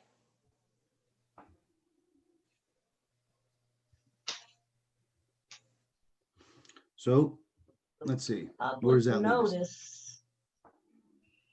I'll have to defer to Sal. I think the bottom line is that this was included as part of the packet, written as it is. And when it's finally advertised, if it's introduced tonight, it will be properly advertised as it's currently written. Yes, it's only on for introduction. That it'll be properly advertised for public hearing at the next meeting. So my research going back to look at the 2017 bond ordinance is not relevant, you're saying? It's relevant only, Tracy, only in so much as I elaborated before. The borough had multiple ordinances that were related to facilities. The prior ordinances that related to facilities were broad scoped in language that covered DPW, PD, community center, borough hall. This particular ordinance is not broad scoped in that same language. It's specifically for PD and DPW buildings. and the amount being authorized or asked to be authorized is is over and above what was previously authorized for all facilities. The net differential is between all facilities prior authorizations and what is currently only these two buildings. Okay, so that is different. That is different, and it is a new ordinance. It is Yes. different than what was written in the 2017 ordinance. Yes, that's true, Tracy. And the ordinance was in full as part of the agenda packet, not. Yes. I have it. That's how I was able to look up the prior ordinance, because it's listed in the title of the proposed ordinance. So it was misleading. It was very misleading. I'll take that. It was my error. Thank you for the opportunity to be heard. You're welcome, Tracy. That being all. Wonderful. May I have a motion to close public comments on agenda items? Close. So moved. All right. Approval of minutes, June 8th, 2020, regular meeting. May I have a motion to offer? So moved. Second, Roll call. Council members Banahan, Yes. Christner Keefe, Yes. Koch, yes. McHugh, Yes. Rodriguez, Yes. Sorensen. Yes. Okay, November 9th, 2020, regular meeting, November 9th, 2020, executive session, motion to offer. So moved. Second, Council members Banahan, Yes. Christner Keefe, Yes. Koch, yes. McHugh, Yes. Rodriguez, Yes. Sorensen. Yes. Wonderful. Old business, hearing adoption of ordinance 2020-13, create ordinance authorizing tax exemption for disabled veterans. May I have a motion to open? So moved. Second, Okay, would anybody like to be heard on 2020-13? No, I think it's great. Okay, seeing none, may I have a motion to close? So moved. second, Okay, motion to offer. Motion. Second. Roll call, Allison? Council members Banahan, Yes. Christner Keefe, Yes. Koch, yes. McHugh, Yes. Rodriguez, Yes. Sorensen. Yes. Wonderful, thank you. New business, council committees, finance, Councilman Banahan? I'm happy to report that tax collections remain consistent year over year to last year. So all the concerns about COVID and its impact on us unfounded. In fact, we've already spoken at length about the bond ordinance that's on for this evening. There's nothing beyond that. Okay, great. Personnel, Councilman Christopher Keefe. No updates from the Personnel Committee. Thank you. Planning and zoning, Councilman Koch? Not really. Rich Gardella referred to the planning board, the fact that it's been relatively quiet. Our next meeting on the planning board will be December 15th. However, at the last meeting, even though there was no new pending applications, Sherry D'Angelo was sworn in as an alternate number 1, and Frederick Rolfe was sworn in to take Bill Folker's position as a class 4. And as far as the zoning board, there were 3 applications at the last meeting, all were moved to the next meeting, which will be December 3rd. Got it. That's all. Thank you. Thank you. Okay, police fire OEM. Councilman McHugh. Yes, thank you, Mayor. Quick numbers, COVID related. Unfortunately, we have just reached the 100 mark, all possible cases since March in our lovely town of Fairhaven. We currently have 26 active, and that's pretty much on par. We've doubled since last month, and pretty much keeping in trend with the state, unfortunately. So people, please continue to mask up. Do want to reiterate that comparatively to other towns, we are still doing pretty well. And I think our school children deserve some recognition for keeping our schools really safe. And I think just exemplifying how to be good citizens, wearing masks, washing hands, keeping social distance. As a teacher, I often find inspiration from my students, and they're leading the way. So way to go, Fairhaven school children. Secondly, the fire department would like to make a notification, and Councilwoman Sorensen, you could probably follow up with this, but they are going to cancel the Santa's not coming to the firehouse for unfortunately because of social distancing, but he will still be riding around on the fire truck, which is great. Lastly, really good news. Some of you may have noticed that Fairhaven was recently ranked one of the 4th safest towns in in New Jersey. Probably one of the safest in the country. But speaking with the chief about this, he would like a recount because I think our crime is like 0.5 per 1,000, and Matawan is like 2 per 1,000, somewhere around those numbers. So I don't know how they beat us out, but Fairhaven continues to just be awesome. And thank you to the police department for keeping us so safe. That's it, Mayor. Thank you. Thank you very much. Engineering, DPW, Borough Facilities, Councilman Rodriguez. Thank you, Mayor. Just wanted to reiterate that we'll get the public involved regardless of what facilities we're looking at. We've always had that posture. We continue to prioritize the police department and the DPW. So if there was any confusion there, I'll own that going forward. That has always been the case and will continue to be the case. Any use of Bicentennial Hall for passive meetings, we will, Council President Sorensen raised a good point. We will get more involved with the historic committee to make sure that they approve of what we're doing. We think we're doing things that are within the guidelines. We will make sure that they get to chime in and have their stamp of approval as well. I am encouraged by all the folks that chimed in during the agenda items review. Probably could have been during Good of the Borough. I hope they still stick around and talk more about what they believe, but regardless of where they talked about it in the agenda, I appreciate the feedback. We will continue that feedback loop. I think the best products that'll come out of this town will be through public participation in the design and concepts. As far as the brush grinding facility, over the last 2 weeks, we have not done any work on that in favor of the facilities. There's been a lot of activity. The new committee has been seated for facilities, and there was a vast amount of activity. I want to thank the new participants, and we expect them to continue to contribute in positive ways.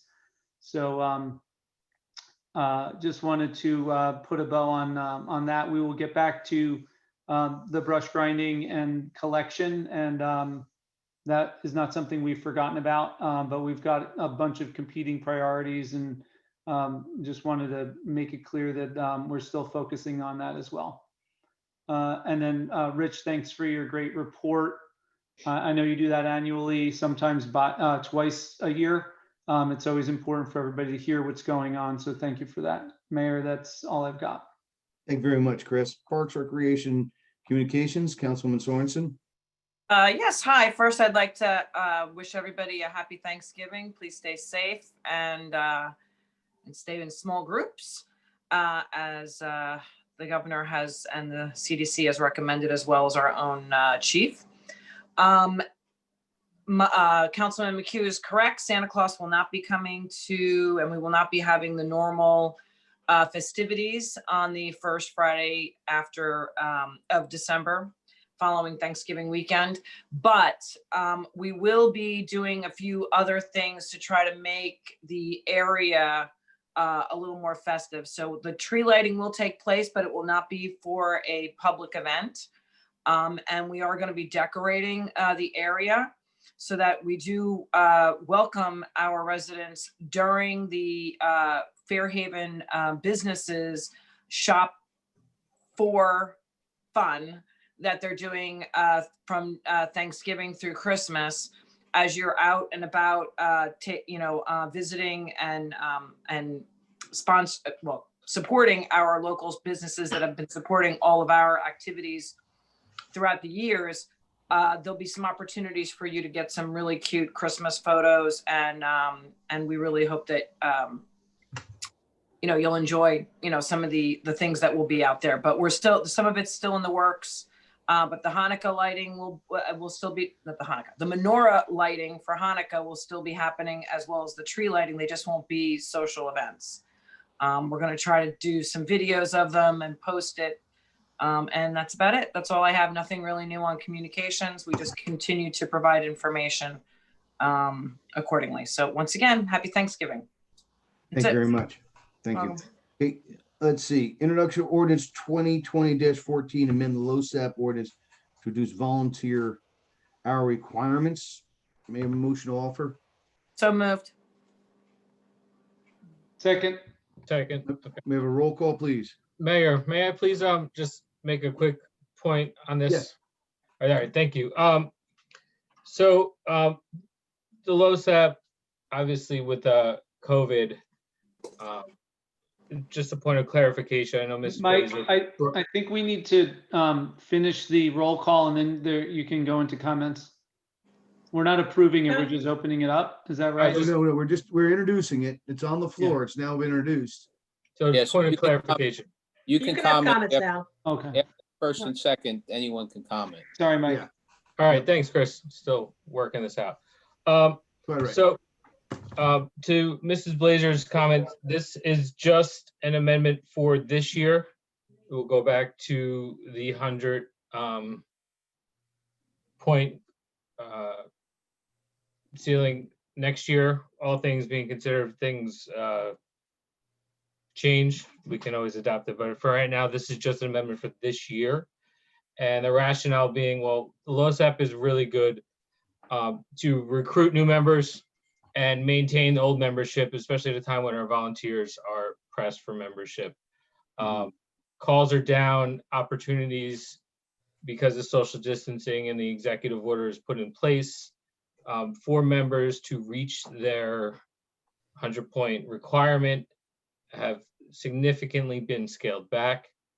And my last point is actually a question. On my printout, it is written out 70, and then on my electronic copy, it's blank. So I just want to make a point. Is it, we decided It's 70 Mike. points, right? Yes, it's Okay. 70, and that came, as you know, because you were copied on the emails off of exchange with the fire department. Yes, great. So 70, speaking with the fire department, different representatives, we've come to that consensus, which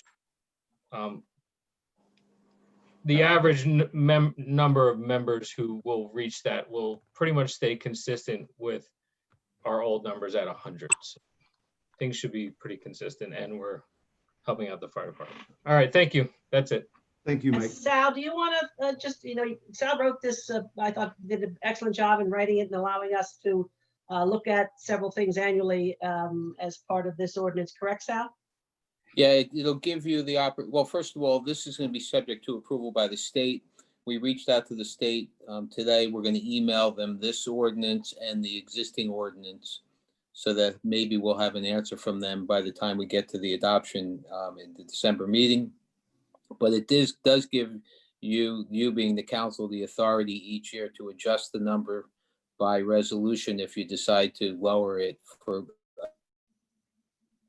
another unforeseen circumstance. Otherwise, it stays at 100 every year. Okay. Thank you very much, Sal. All right. Allison, roll call, please. Councilmembers Banahan, Yes. Chris Keefe, Yes. Koch, McHugh, Yes. Rodriguez, Yes. Sorensen. Resounding yes. Okay, great. Wait, 2020-15. the public hearing date is what, December Allison? 14th. December 14th. Thank you. Sorry, Ben. No, it's quite all right. After a decade, I still don't have that. Okay. 2020-15. We will say it's not amending the bond ordinance. we'll just say 2020-15 for financing of borough facilities. May I have a motion offer? So moved. May I have a second?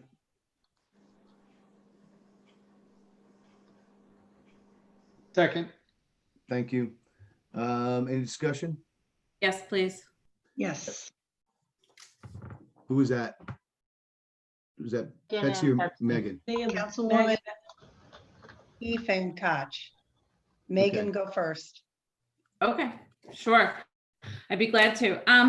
So I'll take a moment. I'll echo Tracy Cole's comment. Up until probably about lunchtime today, I thought we were amending a prior ordinance. I'll further note that nothing besides the ordinance itself was included in the council packet. And of course, I reached out to people for additional information, documentation that I also subsequently got, just today. It's a lot to digest. This is a huge bond ordinance. I have a lot of concerns, and that's not to say I don't support the underlying reasons we would be seeking to bond. But I haven't had a proper opportunity to look through all of this.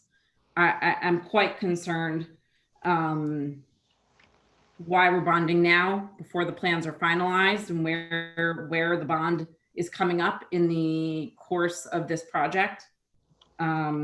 The status of these projects, it's been stated time and time again that we're not committed to any one specific setup at DPW or PD. That's not clear to me, that there hasn't been a predetermined notion about where things are not going based on documents as received today. I agree. Someone else made the comment that Bicentennial Hall, I think it was Mr. Perkins, is coming out of left field. This is the first time that I've heard of a need to address concerns at Bicentennial Hall. And again, I can understand the rationale behind having a place to have community while the current community center is torn down and we're creating plans for a new rec center. I understand that, but again, this is literally the first time I've heard of it was when I received this council packet on Friday. I'm also concerned about the finances. I want to have a better understanding of our current capital improvement fund cash on hand, our current bond status. I did receive that today. The numbers show that we're looking at currently we have, let me find the numbers so that we're accurate here. Current bonds, other bonds and notes total 15,427,000 and change. If we add this bond, we'll be up to 23 million. And then there's an additional authorizations for bonding that have not yet been fully materialized in the amount of maybe 4.1, or I'm sorry, 3.6, 3.7. It's a lot of money. There's a lot of numbers to wrap our heads around, and I'm not convinced that I've really had a proper opportunity to do it. So, I take issue with that. I take this very seriously. This is a lot of money. These are huge projects. And again, I support the fact that we need to move forward with our police department and our public works. But I restate, I don't understand, and I'm interested to understand why we're doing it now in this process. I'm interested in understanding more about Bicentennial Hall. It sounds like a good idea, but again, this is the first time I've had an opportunity to consider it. And I also want to add that,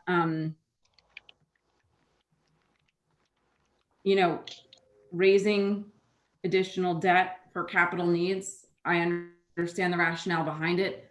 I think it's, again, important for the entire governing body to understand all of the numbers that even though we have existing debt, debt that we can draw on that has already been authorized to draw on, and this would be yet again additional debt that if we do have a debt limit of 61 million, and I think we need to understand how comfortably close we want to get to that, what feels comfortable, what's appropriate, and how far out are we pushing the debt, and what is it going to do to the future of our taxpayers. And maybe nothing, maybe this is a good thing, but I don't know. I haven't had a chance to fully digest all of this. So I will pass to Councilwoman Koch.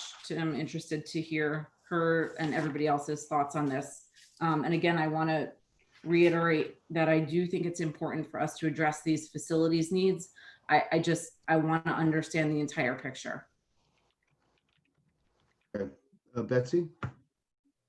Yes, I'd like to echo some of Councilwoman Christner Keefe's observations. And I know Mayor, and I know Teresa, I've had some lengthy conversations with you about this.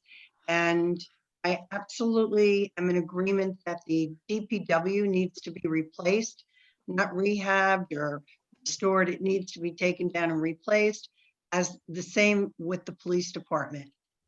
My problem with this bond ordinance is that we're borrowing money on two projects that are in a constant state of flux. It is my understanding as of today, we have a new facilities committee. They've come up with some suggestions, but I don't know what they are. And I am not comfortable, and this is a huge amount of money, $8 million in addition to the money we've already borrowed, against an idea that hasn't been presented to the council. And I know right now, and my numbers are close, but we have over $5 million from a previous bond ordinance that's sitting in the bank that we're paying interest on that we haven't used. And I'm not interested even authorizing, much less borrowing money and having it sit in the bank, pay interest on it, while our committees decide what is the best way forward. And without a plan, I'm confused as how we can come up with an estimate and a budget before we even know what the plan is. So those are just my observations. Thank you. I just want to clarify one thing for the public and for the governing body. This money is not being bonded or borrowed. It's confusing because they call it a bond ordinance. It's authorizing future debt, but it's money that would only be borrowed, A, if the governing body chooses to move forward with the project, and or the CFO, from monitoring our cash flow, feels that it's time to issue either short-term or long-term debt, short-term in notes and long-term in bonds. I'll give you a perfect example. The governing body did prior authorize about $3.5 million for purchase of land on River Road in two prior bond ordinances. And that's an example of money that was we never moved forward with the purchase. We never borrowed the money. The only thing that went against that authorization were some very small soft costs related to design or engineering or environmental considerations. So it just to make the point, the difference between the authorization process and the actual debt process. Then why are we doing this now, Teresa? Or maybe if you can't speak to that, maybe somebody else can. It's confusing and why we would be processing this bond ordinance now if there's no need to authorize funds now for these three projects. I can't speak for the facilities and finance committee after the last meeting. If you recall, and I believe it's even in the minutes, the governing body's instructions were to have a bond ordinance prepped for the next meeting. And also have an alternate resolution prepped for paying the architect. And off of that instructions, the mayor held a subsequent meeting with the finance committee, and they basically had three options. They could amend a prior ordinance to increase soft costs. They could introduce a new ordinance that dealt with preliminary costs only, or they could fund or introduce an ordinance that funded something specifically like this. And I'll leave it to the mayor and Councilman Rodriguez and Councilman Vanahan to expand on why they decided to move forward with this particular ordinance. So I'll make a few comments on why now and what the moving parts are. We, in July, we talked about disconnecting the police department from the community center, which I think we were being opportunistic when we converted a DPW garage that was attached to the police station to turn it into a community center. Not good planning, but it was what we did a long time ago. And so we decided that investing in Bicentennial Hall, bringing that into the fold, potentially having council meetings there and other passive meetings was discussed in July. So I'm surprised that anybody's surprised right now. But I guess that's just the way it goes. We could all do a better job communicating. So I'll own that. But I thought I clearly communicated that a while back. We haven't done any layout or any major modifications to Bicentennial Hall other than to make it more accessible and appropriate for passive meetings. As far as why do we do it now? We can wait 6 months, we can wait 2 months, we could do it now. We get flexibility if we continue things on parallel tracks. We're, as Teresa said, we're not obliged to do anything. We're not incurring costs. We're not accruing interest and paying that out on money not being spent. So this gives us the ability to pay our bills when they become apparent. The plans we've presented a few times. We showed the DPW plan. We showed the PD plan a couple times. I recall a year and a half ago, I guess it was January 2019, almost 2 years ago, we presented plans for really advanced plans under a different council for a combined PD and community center. I'm sorry, Borough Hall at the Sunoco site with lots of bells and whistles. We were, as that particularly governing body was taken to task on that.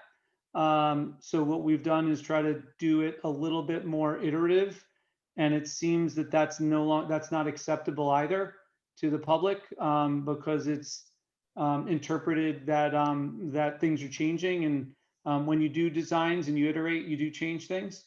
But some of these things are known. We know how many square feet we need for the police department. We know how much the engineering is going to cost to move the building. We know what's going to take to deal with the site, both at the PD and the DPW. We know how many bays we need at the DPW. There's a lot of knowns, and those things are the major drivers of any cost that will be incurred by this generation and the next generation of taxpayers. And that's how we can feel comfortable bonding it and putting this ordinance in before everybody to make a decision. Yes, we can wait. Like I said earlier, and I stand by it, we're not in any rush, but it does make sense to parallel path things so that we can make some progress. And so I hope that helps clear some of the thinking up. We've got current bills to pay. We can pay those out of current funds within the budget, but there's also much larger things that that you bond for. And if somebody 20 years or 30 years from now is going to be using a building, when you use a bond, they're paying for that portion of the building or the useful life of that building rather than taking the savings or the money that the people today have paid into the budget and using that for something for the benefit of somebody 30 years from now, when those people may not even, the people here today may not be in town in 30 years. Thank you, Chris. I'm not sure I really have anything to add to that, except for the fact that I think the driving point is the borough council, and the facilities committees made presentations. We've had presentations from Eli. We know the size of the buildings. We know what the cost drivers are. Are the final design details done? No, there'll be iteration changes. But we need something that we can bill against as we move forward, because the soft costs from the prior bond ordinance are being exhausted. So that is the bottom line. Okay. And that this is a prudent and proper way to proceed. And we will work with those council people to help them gain an understanding between now and the discussion, public discussion and adoption of the ordinance. So with that, I'd like to call for. Can I ask a question? Yes. I think part of, or to me, I'm interpreting this as part of the driving force behind this new ordinance is that we're beginning to accumulate soft costs associated with developing the plans for the police department and the DPW. Is that correct? Yes. Okay. Would it be possible to amend the 2017 ordinance to include those soft costs rather than authorize a much larger expenditure of $8 million?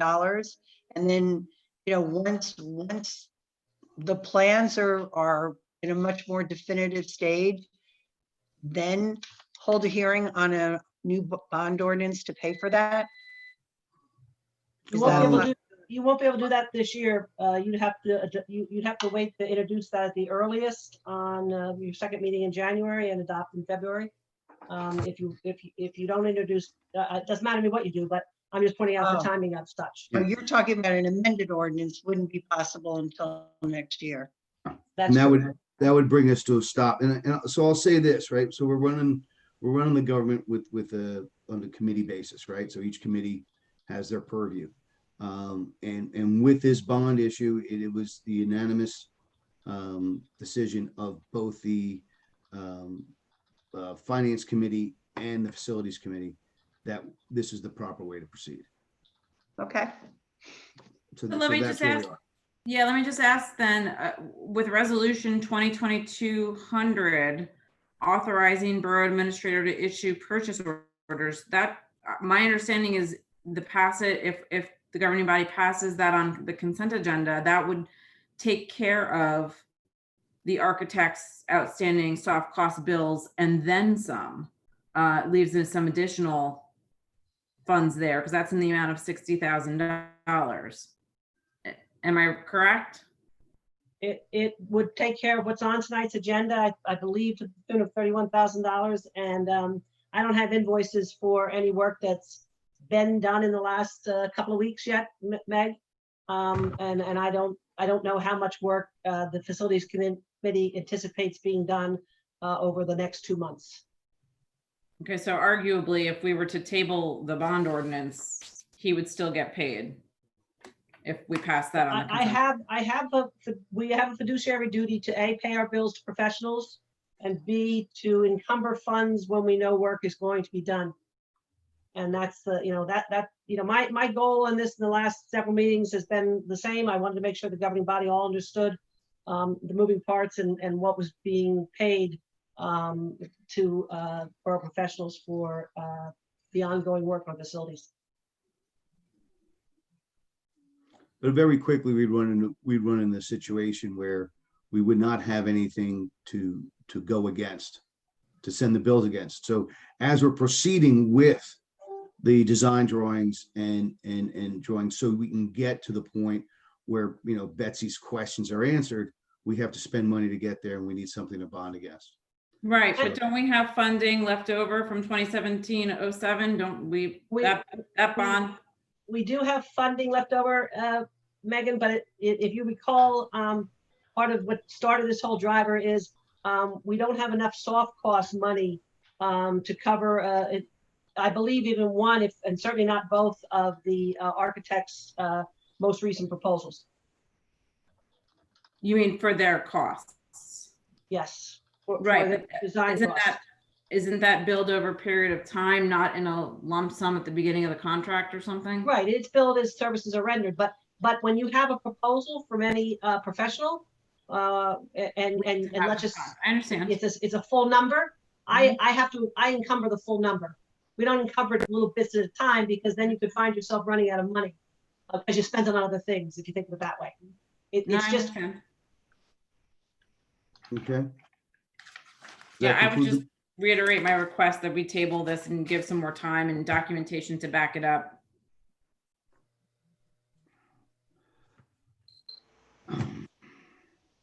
I'd like to call for a vote. Council members Danahan, Yes. Christner Keefe, No. Koch, No. McHugh, Yes. Rodriguez, Yes. Sorensen. Yes. Thank you. All right. Again, public hearing is December 14th. 14. All right. Consent agenda, resolutions 2020-200 to 2020-206. Motion to So offer. moved. Motion to offer. Second.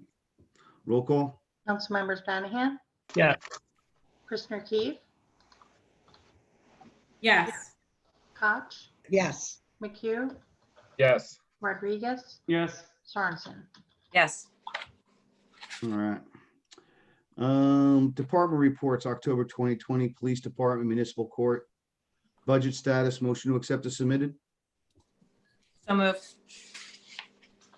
Second. Okay, all in favor? Aye. Aye. Aye. To the borough, please use the raise your hand. Clearly state your name and address for the record, and please observe a time limit of 3 minutes. And who do we have? Ruth Blazer. I believe that's. Fairhaven office is back with another lecture on architecture. Yes, Ruth.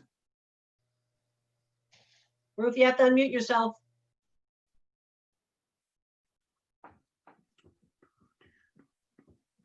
Ruth? Star 9. Okay, anybody else wishes to be heard?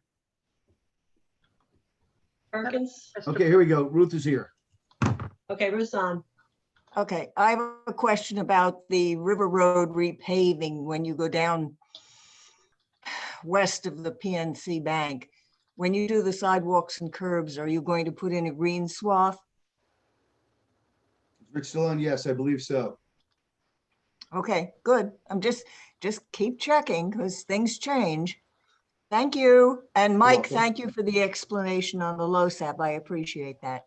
You're welcome, Ruth. It deserved a explanation, so thanks for reminding me. Okay, Bill Perkins. Yeah, so I'd just like to make a comment. So apparently it seems that our budget for these projects is now $13.3 million, as we have a previous $5.3 million budget, a bond, and an $8 million bond. So now we've established a budget, which is what I've been asking about all along, of $13.3 million, even though your cost estimate you're saying is only 11. So I'm just wondering where the other $2 million is going. Well, my other concern is just as a general comment, it's kind of like getting pre-approved for a $1 million mortgage. You don't start looking at $500,000 houses. So now that we have $13 million, I am quite confident that we're going to spend every dollar of that $13 million. That's it. Thank you. Anybody else wishes to be heard? Seeing none, motion to close. All right, so Oh, excuse me, Megan. Megan wants to be heard. You were behind my attendee screen. I apologize. no Yes, problem. Megan. That's fine. I just wanted to mention that there is a statewide senior freeze property tax reimbursement program. My understanding of the program is you need to be eligible for a period of years. You apply if you're still eligible. Your eligibility period, you can receive a property tax reimbursement from the state for as long as you remain eligible. The deadline is 12/31/20, and it looks like they have a very comprehensive website. So for anybody who might be interested in that, just wanted to pass that along. Mayor, may I Chris, say something? Yeah, Betsy. I would just like to thank all of the members of our committee that delivered signs to the veterans and then picked them up again. It was a really amazing opportunity to travel through town and get to meet a lot of our veterans. And then the one thing I would like to remind our residents is how important it is that the numbers on their house are visible. There were quite a few homes that it was really difficult to track them down because they either didn't have something on their mailbox or their front door. And in the case of delivering signs, that's important enough, but should there be an emergency in the middle of the night, first responders would have a very difficult time finding some of these homes. So please check and make sure that numbers are visible from the street. Thank you. Thank you. I have something associated with that. I just want to thank Councilwoman Koch and Council President Sorensen and the foundation for driving that for the veterans. We did a bit of cleanup, my daughter and I. We got a few more signs, but we didn't get all of them on our checklist. And any veterans that are out there that may have pulled their sign in and have it in their garage, we're happy to come pick it up. If you let DJ know that you still have your sign, we'd be happy to come and collect it. We've collected many signs. We may use them again next year. Hopefully we don't need to use them next year because we'll be able to gather socially and closely. But even if we are able to do that, we may end up doing this virtual event around town as well. So if you have a sign, please let us know. We'll come and grab it and we'll reuse Chris, it. the intent is to make that an annual thing, the signs. Yep. And thank you very much to your daughter Elizabeth for all her help. Thank you. And Chris, our residents, if they have a sign, can always drop it off at the back door of Borough Hall. Okay, great. And just so you know, it was a good point, Councilwoman Koch, on the house numbers.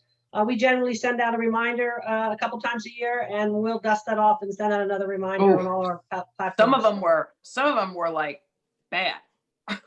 Like you couldn't tell. It was. Right. Okay, we have Susan O'Brien has her hand up. Go ahead, Susan. Mute yourself. Good evening. I just want to reiterate what Councilwoman Christner Keefe said. I just happened to send in my additional information for my senior freeze today. This is the second time I'm doing it. And it was very easy. And there is an income cap. You can check it out on the state website. And Deborah helped me out. She filled out the PTR 1A form that I needed in order to get this going again.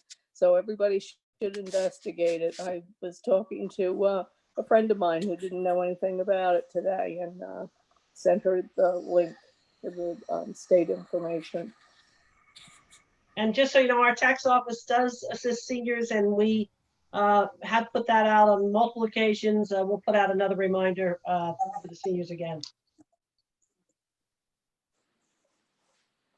Terrific. Okay, that's it.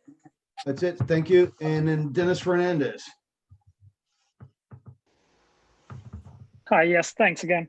I had a question about the land that the rec center is currently proposed on, the land and the parking lot, the rec center and the parking lot. Does that land fall under Green Acres or Rossi? And if it does, do we need to make an appeal to change it? I don't know what is involved, but and will that hearing be open to the public, and will we be notified about that hearing?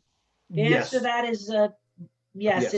It's unfunded parkland on our Rossi, and if it was to be used for any of the acceptable NJDEP parameters, there's a process that includes posting in a public hearing.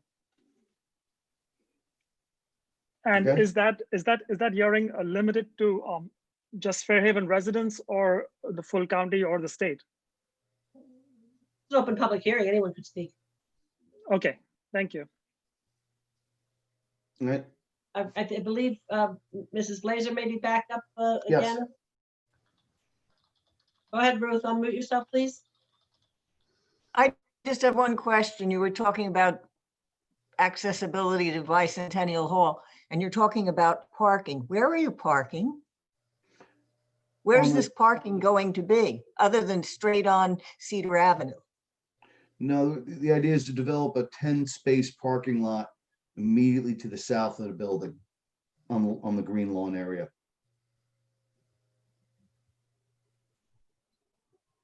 Didn't somebody just buy that lot? No, that's owned by the borough. So I'm Borough. Okay. I didn't think the lot was that wide. Thank you. Bye. You're welcome. Mr. Fernandez is back up again, Mayor. Yes. Go ahead, Mr. Fernandez. I had a question about the lady just brought about the parking for the Bicentennial Hall, and I wanted to make a comment that currently there is a commercial property just a few feet down from there that has a really large parking spot, and that's pretty much vacant in the evenings and on weekends. We understand. Thank you.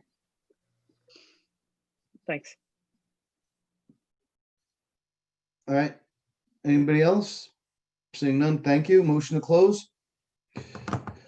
All right, ladies and gentlemen, Motion. we will be going to executive session. We thank you all for your participation. Action will not be taken. Everybody have a good evening. Council people, please turn off your microphones and your screens.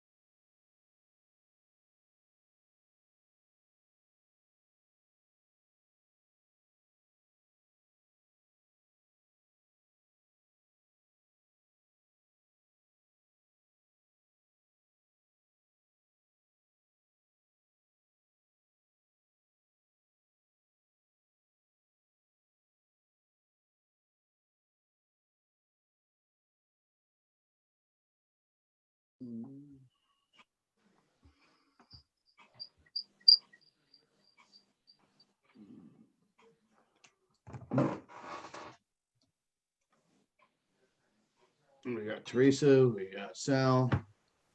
Please, just give me two more council people.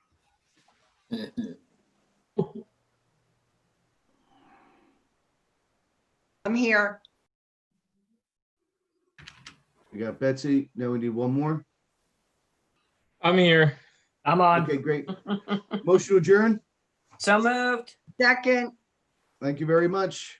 Good night, all. You. Good night. Good night.